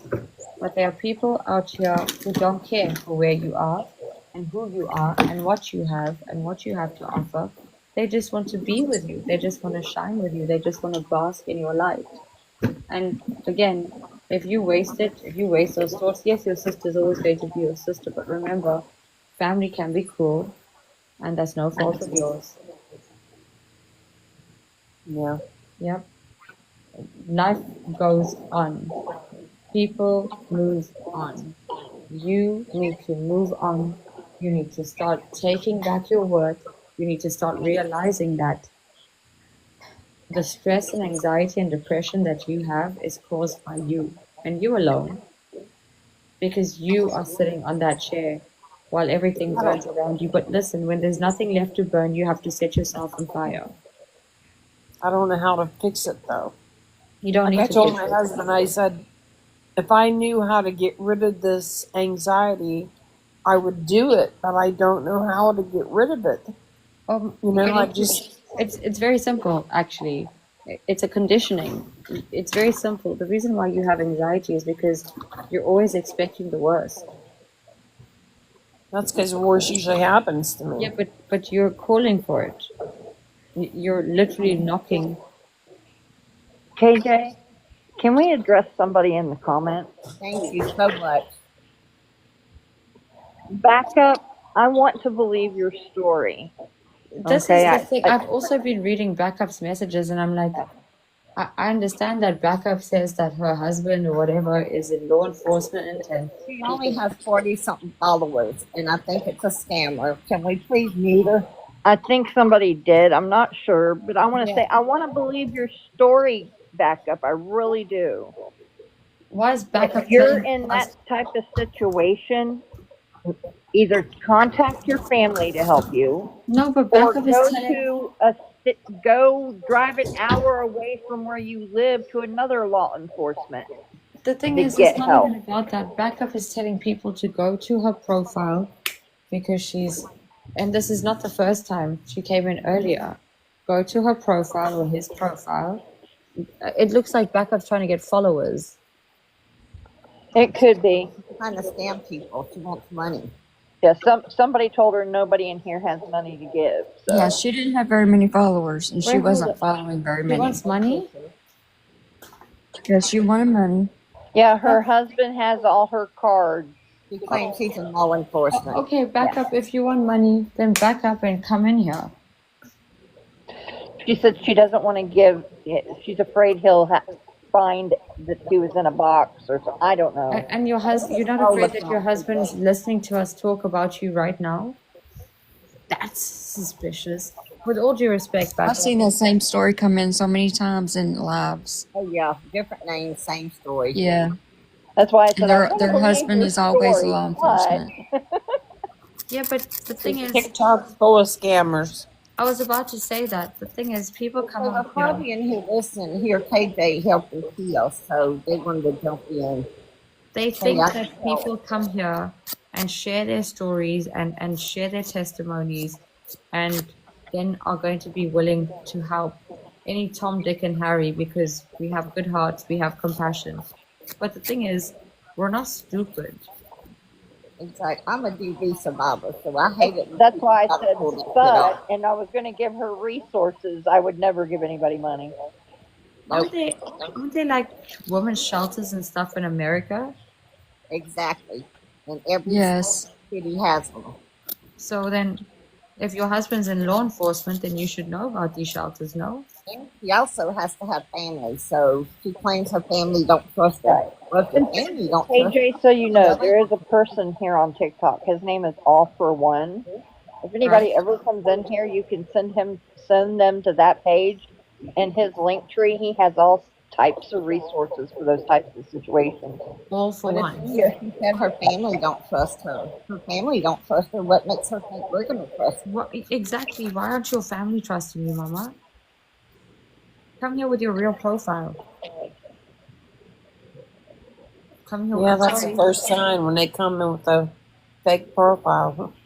Yep, and I know it sounds blunt, and I know it sounds like we are heartless, but I'm sorry, you're a stranger on the internet asking us to trust you. Go to your profile. Did anyone actually go to Backup's profile? I did. And If I say she's a troll, she only has like one something posted. It's not even her. It's like Yeah, and she had like 3 followers or didn't Yeah. have very many following. so Backup's just trying to get a following. Yeah. No, she's trying to get money. That's what a lot of them do, KJ here. Yo, listen, to anyone who's coming in here and looking at people's gifting scores and looking at people's generosity, y'all need to chill. They look at people's gifting badges, and that's what they follow. Thank you, love more. Yeah, that's what I'm thinking right now. I see this a lot on the platform. People look at the gifting badge and think, okay, well, these people have money or these people have something to offer. And it's our kindness, it's our empathy and stuff that gets taken advantage of here. It's a little bit sad that I feel bad for people like Backup. Backup, if it is true, I'm really sorry. But like, I don't know what you're expecting strangers on the internet to do when you can't even do anything for yourself. She said she was trying to get out by Right, we broke over here. I just feel that it's really sad that there are people out here who try to take it. Thank you, baby girl. Who try to take advantage of people's kindness, of people's generosity, of people's time. Yeah, they see the gift of it. Ah, Tracy. Thanks, Miss T. Nah. Okay, KJ, I am going to drop down. You're going to have to kick me out because I don't know how to get out of here. Okay, Mama. Kia, Yes. go Thank you. Thank you Thank for you. Yes, thank you. And we love you. Thank you all. I'm gonna be praying for you, Kia. Thank you so much. But Kia, remember, Yes. whenever you feel down, if KJ is online, get in the box. Whenever you feel down, when you have KJ mama on the phone, talk to her. Okay. My mom is not my mom is a titan. My mom is not a friendly person. She's Okay. a realist. She's very real. She's a bit too real, and she's blunt too. I am a reflection of my upbringing, of my mother. She won't tell you what you want to hear. She will tell you what you need to hear. She will be your reality check. So, yeah, I think that this new chapter is going to be an exciting one for you. And anxiety is something that you can't overcome, but it's something that you can befriend. It's something that you can control. It's something that you can try to understand. And if you don't understand it, it's okay. But it can't take all of you and consume you anymore. So let's try to work on that. Anybody in the chat that's saying anything to me, thank you. I haven't been reading the chat, so I don't know what anybody has said, but They've I'm just been seeing loving you. some things now, and but I appreciate y'all so much, and Everything's just been positive down in the chat. Some people from Truth Live came in, and you might not have seen any of their comments, but they no, I mentioned, didn't. yeah. I wasn't paying attention to the comments at all. You've just got love. It's just love. There was no negativity. There was no like there was nothing negative here. It was just pure embracement and love. So you are so loved. Thank you, Kia. Thank you for sharing your testimony with us. No, you now. All right, guys, I love you. You can drop me down. Thank We you. love you too. Bye bye. Thank you. Get a nap in. Okay. Yeah. We'll talk. Nap time. Yes, nap time, mamas. Nap time. Yep. Take care. Okay. Thank you. You're welcome. Bye. Bye. Bye. Hi, everybody's. Wow, I love you guys. I love you guys so much. Thank you so much. Thank you, thank you, thank you so much. I'm so grateful that you are my community. I'm so grateful that you guys are so loving. Thanks, Michelle.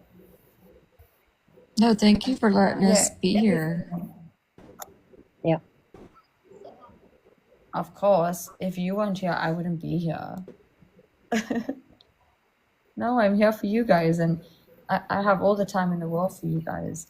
Yeah, I have nothing to gain other than you, and that's priceless to me. So it's time well spent. Yep. And also Kentucky girl. Kai girl. Kentucky girl. Thank you so much. No, for it's your Kai testimony. girl. Kai Hi, girl. girl. Yeah, because I was like, I don't know what to call you. It's Kai girl. You're just a Kai girl. Just for you. Where are you from in Kentucky, Kentucky girl? Louisville. Louisville. I'm going to be driving through Kentucky tomorrow on my way to Tennessee. Stop by. Gang, gang. Ooh. But my mom's from Live in Louisville. I'm Dadeville, from and Louisville. my dad's from Barberville.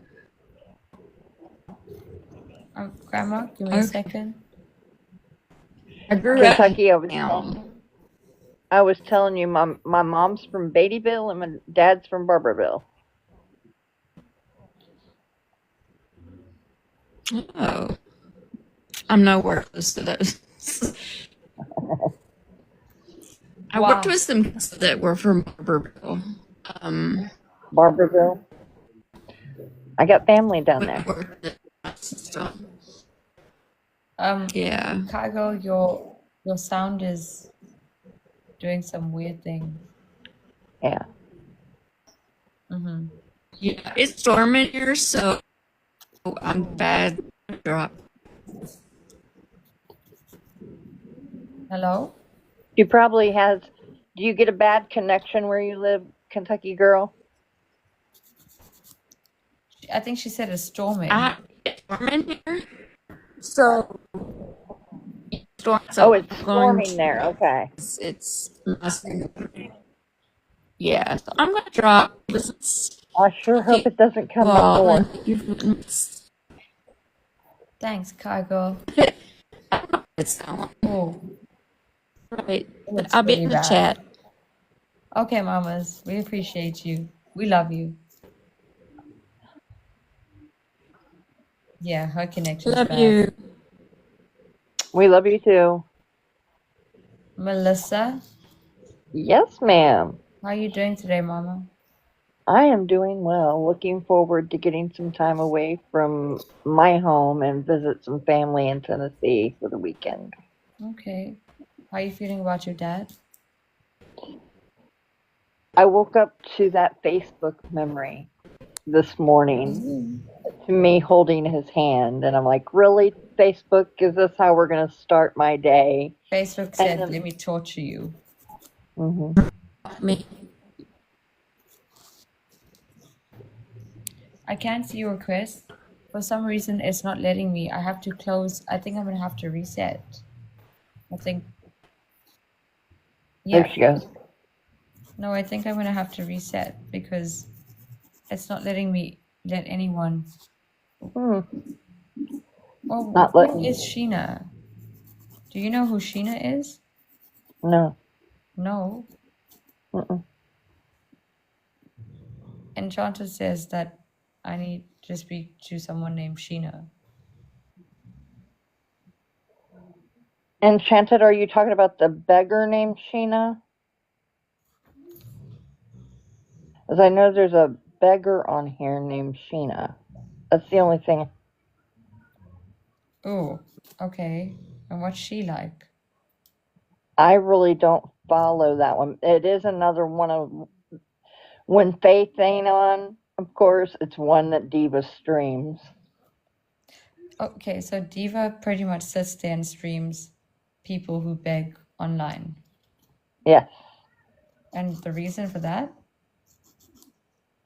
Because I guess she doesn't have anything else to do. That's so weird, though. That like. Oh, I know. Believe me, I know. What the hell? Imagine, I can't imagine my content being other people. But like, do these people make money on TikTok? As far as I can tell you, she sits there and people do gift her while she's sitting there streaming. Like right now, I'm on backup and I can look into her live from the outside. She's right now. Faith is live, so she's streaming Faith. Does this man do this the whole day? But the thing that aggravates me about the Faith situation is, like I've told you before, is Faith can end her live and go into somebody else's live, like yours, and get in a box, and she follows her. Or she'll go to another platform like Favorited or Meet Me. No. She will follow her there as well. No, that's stalking. Yes. That's like, I'm sorry, but that is. Yep. Who made $40,000 over 400 days? What the hell? How are people making $40,000? Sorry, what? I don't know. They might be talking about Faith again. I don't know. Yo, bro, I'm doing the wrong shit on social media then, hey? But then the other thing is she's sitting here calling Faith a scammer, or same thing with Sheena, people begging. And from the receipts that Pinky has showed, she has asked for money and not paid it back yet either. So that makes her no better than Faith or Sheena or anybody else that comes on here and begs. Wait, are we saying that there are people out here who literally ask people in the DMs to give them money, like lend them money? Oh, there's a guy named Chef Carl that claims he needs to pay his car, and he will ask people to give him money to help pay off his car. And the people are doing it? After awareness had been brought on him, no. A lot of people will go into his chat and just say mean things anymore. So there's also Tim and Angela. There's a guy named Sean. The people, that lady that came in called Proud Mama, her other name is Mama Lena on here. She is part of an awareness group that streams a guy named Sean who gets on here and begs. Sean is another one also that Diva streams when Faith ain't on. Wait, how are people streaming other people on TikTok? They have to have either a tablet and a phone or 2 tablets, what have you. A lot of times with Mama Lena and Truth, you don't see the person on screen. They'll do just audio.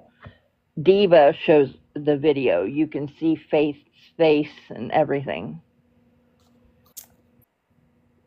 Okay. Can I ask you guys, did you guys know that Texas cop guy, Jared? I don't know. He was dating Kiara from South Africa. No. Yeah, dude. That whole Texas cop story was crazy. No one actually ever disclosed how he actually passed. There was speculation that he OD'd, but no one ever disclosed how he actually passed. His story was wild. He apparently was abusive and shit, and his wife died during COVID. And then during COVID, at the same time, he was cheating on her. And then he was dating a girl in South Africa who he'd never met online.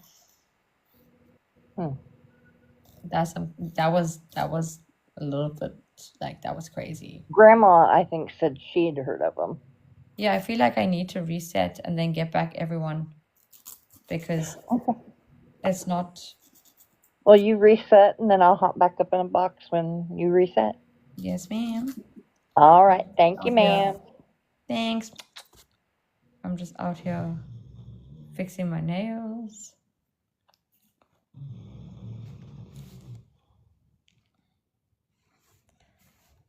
Yo, everybody, there's so much happening on TikTok.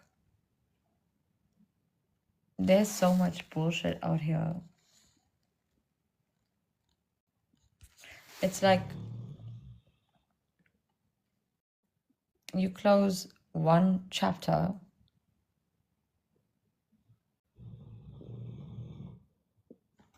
V, I appreciate you.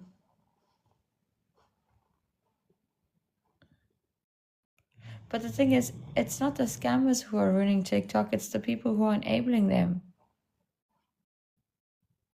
Who is this? Hold up. No sé eso. Hola. Hi. How are you? I'm okay. How are you? Pretty good. You want a match? Why are you hiding your face? Because. No reason. You got a team? Big team? No, we don't battle people who we can't see. No problem. Have a good day. You too.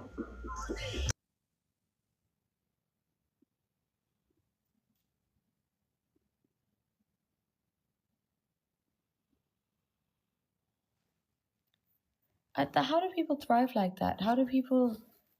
That's the other thing I don't understand about TikTok.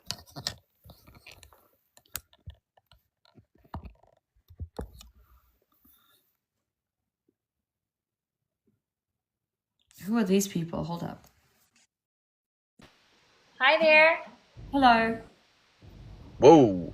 How are you? Good. How are you? All right. Do you do battles or? Nando, that's crazy. Sure. Okay. Hold on. Hey, let's find another one so we can run teams.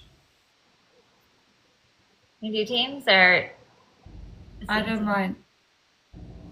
Okay. Where are you guys from? I'm from the USA, the South USA. What about you? South Africa. South Africa, that's cool. I'm from the USA as well. Okay. Yeah. That's He's cool. from. I would consider you up north. Yeah, I'm down south near Florida. People in my chat say you were sweet. Who, me or her? You. You.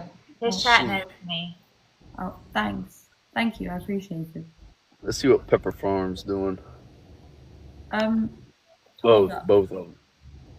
Nando, tell them Nando is in your. No, why am I saying tell them that? Why Oh, don't you? no, not Nando trolling her. Nando, we ain't trolling her, bro. She seems sweet. I don't think he could troll me. Oh, Oh, don't say that out loud. Don't say that out loud. Yeah. I'll say it again. I've said it out Yeah. loud. I'll say it again. I don't think he could troll me. Nando, get back over here, Ah, bro. I love her. Yeah. Yeah, she seems sweet. Yes. What part is that? Well, she may not want to say what part. She I'm may in Cape Town. Cape Town. Let's go. I'm trying. Nando, Well, you look like a young Colonel. What's his name? Saunders. Like your picture looks like it's taken in the 1800s, dude. Is that the dude that's trying to troll? Oh, is she going in on talking Nando? about you, honeycomb. Are you talking about me? No, what? No, I'm talking about the Nando dude who you guys said is a troll. Like, is that his Nando, real you don't want picture? none of that, bro. Is that really She what he will looks rip like? you to shreds. But he's giving Okay. likes, so I'm just saying, Nando. I was just wondering if that's your real picture. Gaffer. Wait, G.I. honeycomb, Jane. are you just pushing buttons? Yeah. Well, I don't. Like, we can actually Alright. find somebody. Okay, right, my Nando. bad. Nando, are you like 120? The guitar, big deal. Hey, Gaffer. What up, girl? How you doing? Good, how are you? What up, Dapper? All right. I don't know what we got. Like I say, I just come on. We at the car. I'm finna go home, but we'll run one if y'all want I to. got 2 people in here right now. And this Hey, is I got the 9. John Show. We had like 25 while ago. I don't know where everybody went. They hate battles. Whenever I battle, they gone. I know, that's But for I everybody. will have people to come through. Not everybody. Not everybody. That's everybody. Everybody tap, y'all. Everybody tap. Everybody Well, tap. this is Damn, how she come out the Dapper. gate so strong with 12 23 off points the down rip. there? Dapper. Damn. Yeah. Dapper. What? This is the King John Show. We met her tonight. Hi. Oh, her over here? Yeah. How you doing, Yeah. King John? I'll give you a follow. I'm good, sir. How are you? All right. He's Where you millennial. from? You got a I'm British African. accent. Nope. We were colonized by the British. African? Yeah. Oh, wow. Yeah. No, not All British. right. First gift, y'all. First gift. First Thank you, gift. Terry. First Thank gift. you, Lefty. Thank you. First gift, sure, with the freaking donut. Sure, glazing the donut. Oh, thank Sure, you, it's glazing that Grandma. donut. There we go. Use the first gift, y'all. Use the first gift. Use the I first don't know gift. who's in here. I'm just Use the sharing it. first gift. Nando, do you troll people? Is it Oh, shit. See, I knew they were going to fuck us. Like Renee with the damn signature. Renee Go with the in, King signature. John Paper Show. crane, boy. Yeah. Renee put that paper crane on them. Renee, you got any gloves from last night? Has You know, anybody it's got funny gloves because from last my night? team, my community is just 90% American, which is Oh, that's I awesome. know that is weird. That is weird. Well, once you come to the American side of TikTok, like you pick up those followers. Lacey, oh, you got any gloves? Have you I got don't any know. gloves over there? We do. Yeah, We bro. have a She glove. she We take have that a follow. All right, all right. right now. Well, can you throw a glove on double or Yeah. last 30, Thank wherever you, you want thank to you, throw it? everybody. Yeah. Because I don't think we got any. All right, We got the tools. We got the resources. Dave. Okay, all right, that'll work. Do It's what? all good. I don't know. I just made that up. That just sounded good. I see. Yo, Hey, you trying that to pull sounded funny. good. We'll try it. We will try it. Samuel, can you throw one on double if we get doubles? Surely we get doubles. What the hell you talking about coloring my hair, sir? I don't color my Nope, damn OG, he said hair. they haven't. You Maybe crazy as Psychology hell. RX1. Oh, Samuel, Nando, you're they good, want you in the Samuel. No vault. worries whatsoever, Samuel. Thank you, Psychology. Oh, thank you, Ashley. Everybody A tap, huge y'all. check Everybody on. tap. Tap the screen. If everybody taps, that's 3 free points for everybody in here. I don't know who else is You here. Oh, remind me you're of doing someone your in hair. South Oh, I Africa was going named to say, what the Roxy. hell are you talking about? Yeah? The Yeah, what? Lacey. Any South African sitting on my side right now, doesn't she remind you of Roxy? You look just like this lady named Roxy. Who, On me? South, yeah, Oh, on it's South about African TikTok. Ah, All what's right, her y'all. name? I'll have to Glove look on her double. up. Glove on double. Like, what's her Glove on double. username? It's Glove ROXY. on double. We come back. Glove on double. We Thank come you, back. Cindy. I'll have to look her up. Samuel, did you hear Thank you, that? Glove on Terry. doubles? 70 Right? points. She does remind 70 me of points. Roxy. Thank you, Terry. Thank you, Cindy. All right, y'all. We need 70 raw. Yeah, we got that. Sure. Let's go. love Sure her, said, I like that bitch up then. I light it up Nando. then. Singer. Thank you, Hey, sir. Samuel, Renee, look, Renee, look, thank Oh you my for the look. help. goodness, you guys are Gotta wait. cute. Renee, Gotta there do we it like go. another hour. There we go. Use it, y'all. Use it. Use it. Use it. This Use it. We person come wants back so to easy. so A money yes. gun puts us there. You are A into money bro. gun, a fucking one Is Roxy still around, hand heart is everybody? 500. One hand heart is 500. We work together. We got it. Oh shit! Don't waste their glove. Don't waste their glove. Don't Go waste their in, King glove. John. Don't waste their glove. Oh, we might be. Appreciate Oh, them lights. Beltner. It's okay, we Beltner's have another trying. one. We have Hit it, another y'all. one. Hit it. Love Hit it. Hit it. Hit it. Hit paranormal. it. Let's go. Let's go. Oh So give shit! me tomorrow. We Give me might be. tomorrow, We Judge. might be cooked right Hey, now. Adam. Hey, we still got a minute. Can't see it. Grandma. You couldn't see it, Renee. Sometimes the banners will cover it up. They'll cover it up. Who? Dapper Colors is there? That's all right. We got one at 30. We got somebody that's got one. We got one more at 30. We'll try. If we can't, we can't. Ain't a big thing. Why are they saying Dapper Colors is here? Trailblazer, what up? Do what? Someone keeps saying you color your hair. Love paranormal. No, they was saying they was in there coloring their hair. I don't color my hair. I just showed my hair on a post. Everybody tries to. They always talk about me wearing hats because I wear hats everywhere I go. So they act like I don't want to show my hair. I just showed my hair. I got a head full of hair. I just showed it the other day on the. Y'all go to my TikTok and you can see it. If y'all want to see my hair that bad, go to my video and you can see it. They think, look, my hair is a different color than my beard, though. My beard is like blonde. You know, people say it's great, but I call it blonde. I call it blonde. Glove, y'all. Glove, glove, glove. There we go. Oh, there it is. It's up. It's up. It's up. It's up. Touch the glove. Touch the glove. We'll do 2 out of 3. We'll do 2 Oh, out that's of 3. 3K. One galaxy hits, we win.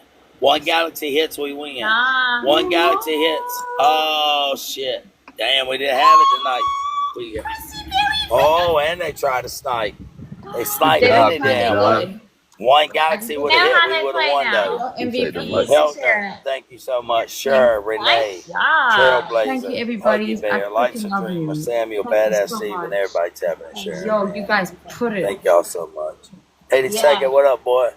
Yeah, they cooking. They are cooking right now. Yep. They are. They cooking. Yep. Normally, No, I but- could have put up a fight with you, but right now, I don't know what's going on. It's just We one of fight those with nights, you know. tears in my size. Dang. Like that. Okay, that's one. It's all good. We doing best of 3? What y'all doing, best of 3? All right, Bet, we'll do let's one more. go. All right. You said bet. Come on, me and Lacey. Oh, my Me bad. and Lacey Send it gotta, again. me and Lacey got to get y'all, man. Me and Lacey got to get y'all. Y'all, we got to get them one time. We Just got to one get them time. one Just time. one time. I'm Yeah, practicing my at least American one. right now. I feel like I shared it sometime. Yeah, I did, sure. I did do the indica. As a matter of fact, Fernando. Is your name like Fernando? Because Nando's is a who, this guy? chicken. This Honeycut? What's his name? Honeycut? Honeycut. I've heard so many. That's a new one. You know Honeycut? Honeycomb all Yeah, in. Honeycut to follow back. That's so funny. Appreciate that follow. Renee, got thank it you the so other much, night. y'all. We do it again. First gift. Thanks, Grandma. Oh, First Grandma. gift, first Naomi, gift, I first appreciate that gift. follow. One Kathy, hand what art. up? Oh, damn, they over there playing. They ready to play. Our team's ready to Go play in, King tonight. John. Welcome We to got the to King tap John the share. Show. Fuck this. We got to lock in. We got to lock the fuck in. We got to mute. Everybody mute. Lock the fuck in. Tap and Dapper's a share this friend of mine. motherfucker, y'all. Everybody share it out. Share it out to Well, how do somebody. you know Dapper? Share it out right now. Everybody share this motherfucker out. Tara, what up? Peltner, thank you for the likes. Share this motherfucker out. I'm tired of losing. We ain't fucking doing this tonight. Let's go. Everybody share this motherfucker. 82nd with the share. Thank you, bro. If they normally hear Texas Snake, what up, bro? Oh no, he's got Texas. Oh, that's Snake Tara. over That's there. Tara. Peltner. It's German. What you got? I'm eating German candy. I'm tired of getting beat by her, y'all. I'm tired of it, damn it. I We haven't finna even fight started, back. baby. I haven't even started. Share it out. Share it out. Love Share this paranormal. bitch out. Hi, Kimmy Cakes. We have a glove. If we need All it. right. I guess if you Yep. want to drop it on double, I mean, it wouldn't we hurt. could do Let's shit go, last time, baby. but we'll see. We'll see.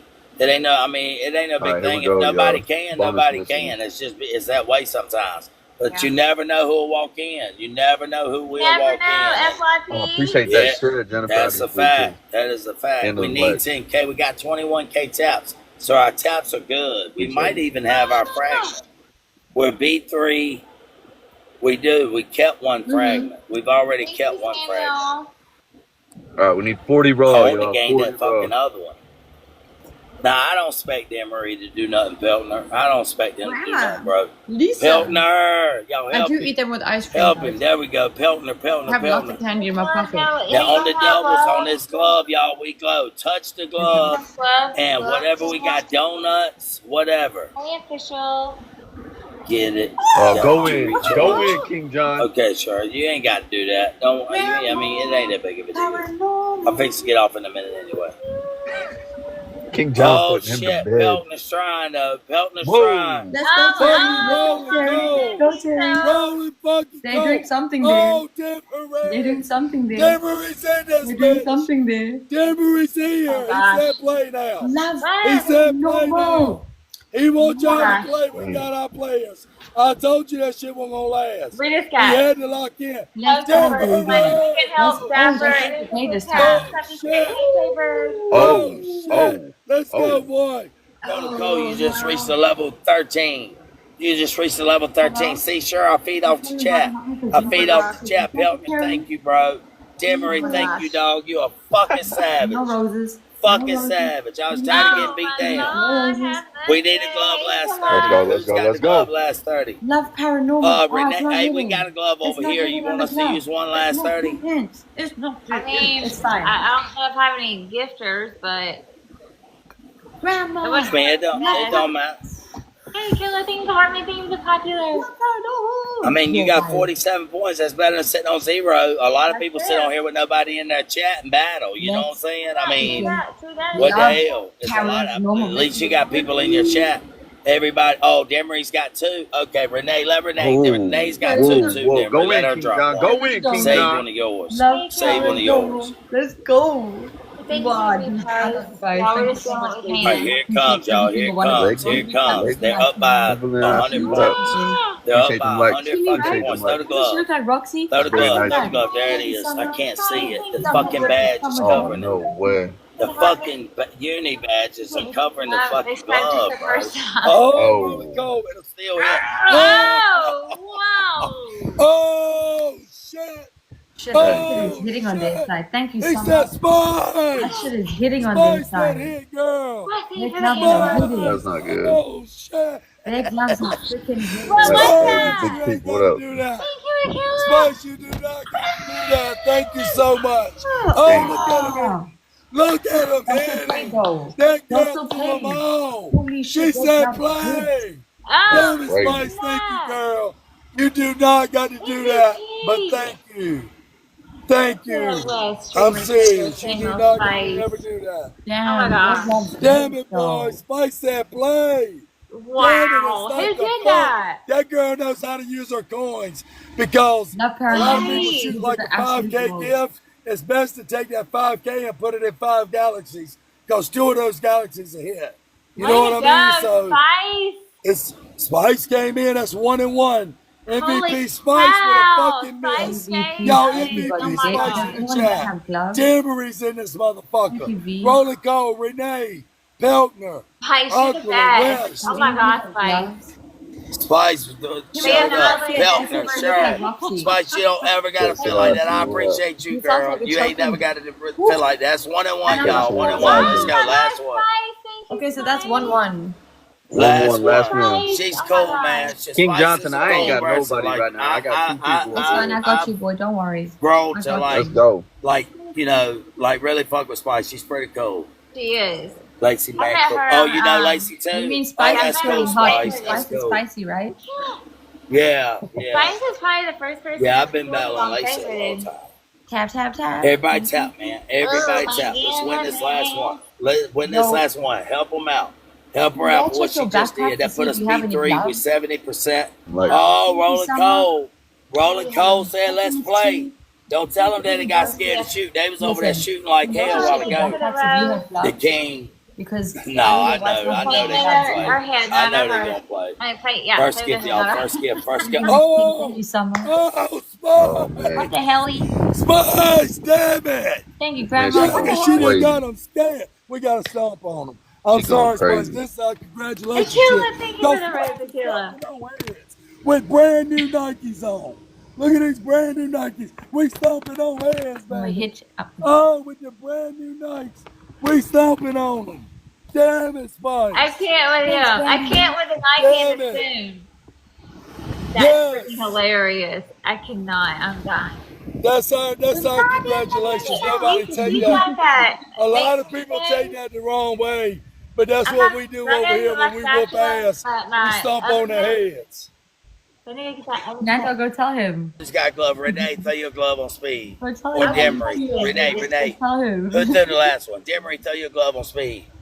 Throw your glove on speed. Into my just It's the last What one, is y'all. that? Last one. Spicy freaking Oh, wrong. last one with them. I'm dying. I'm laughing Oh, so freaking bro. hard right now. I cannot. I would pull out, but I just think Oh, it'd be just more glove Okay, at the wait, end. We listen. usually do one on It's speed the and last one in one. the E-roll, end, Spice. y'all. One, Okay. E-roll. glove one. Their gloves keep hitting. Okay, well, save it to the I end, have. Demery. Ooh, Grandma. Save it to the end. We might, Lisa. yeah, we might not need it. Grandma. We might not need it to the end. You're right. It ain't no need to throw one on speed. Oh It's my not no god. need. We're winning right I now. can't stop laughing at his shoe. Oh shit! Spice! Oh shit! Spice is playing, The boy. freaking hammer! Oh Spice my is god! fucking Hey, Spice is coming in playing. hot. Oh, there they go, y'all. There they go. 1-3. Lisa. Oh, Spice is playing on both fucking Lisa. sides. Oh my On god, both come on. fucking Now I can sides, get my boy. oven mitt. You know what up? MVP Ah, on she both just sides. gave me the glove. Oh, Spice! This is Spice crazy. with the fucking well How the done. hell is it Let's hitting? go, girl. Light up that fucking title gifter.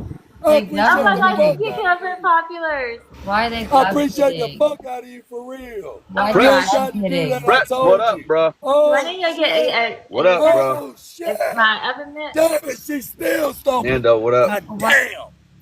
Y'all got me out here running around the parking lot at the motherfucking That's fine. dispensary. Damn. They got me running around. She I is think you need to still go in then get stomping some on bit her head. pizza. Damn it. Oh my gosh.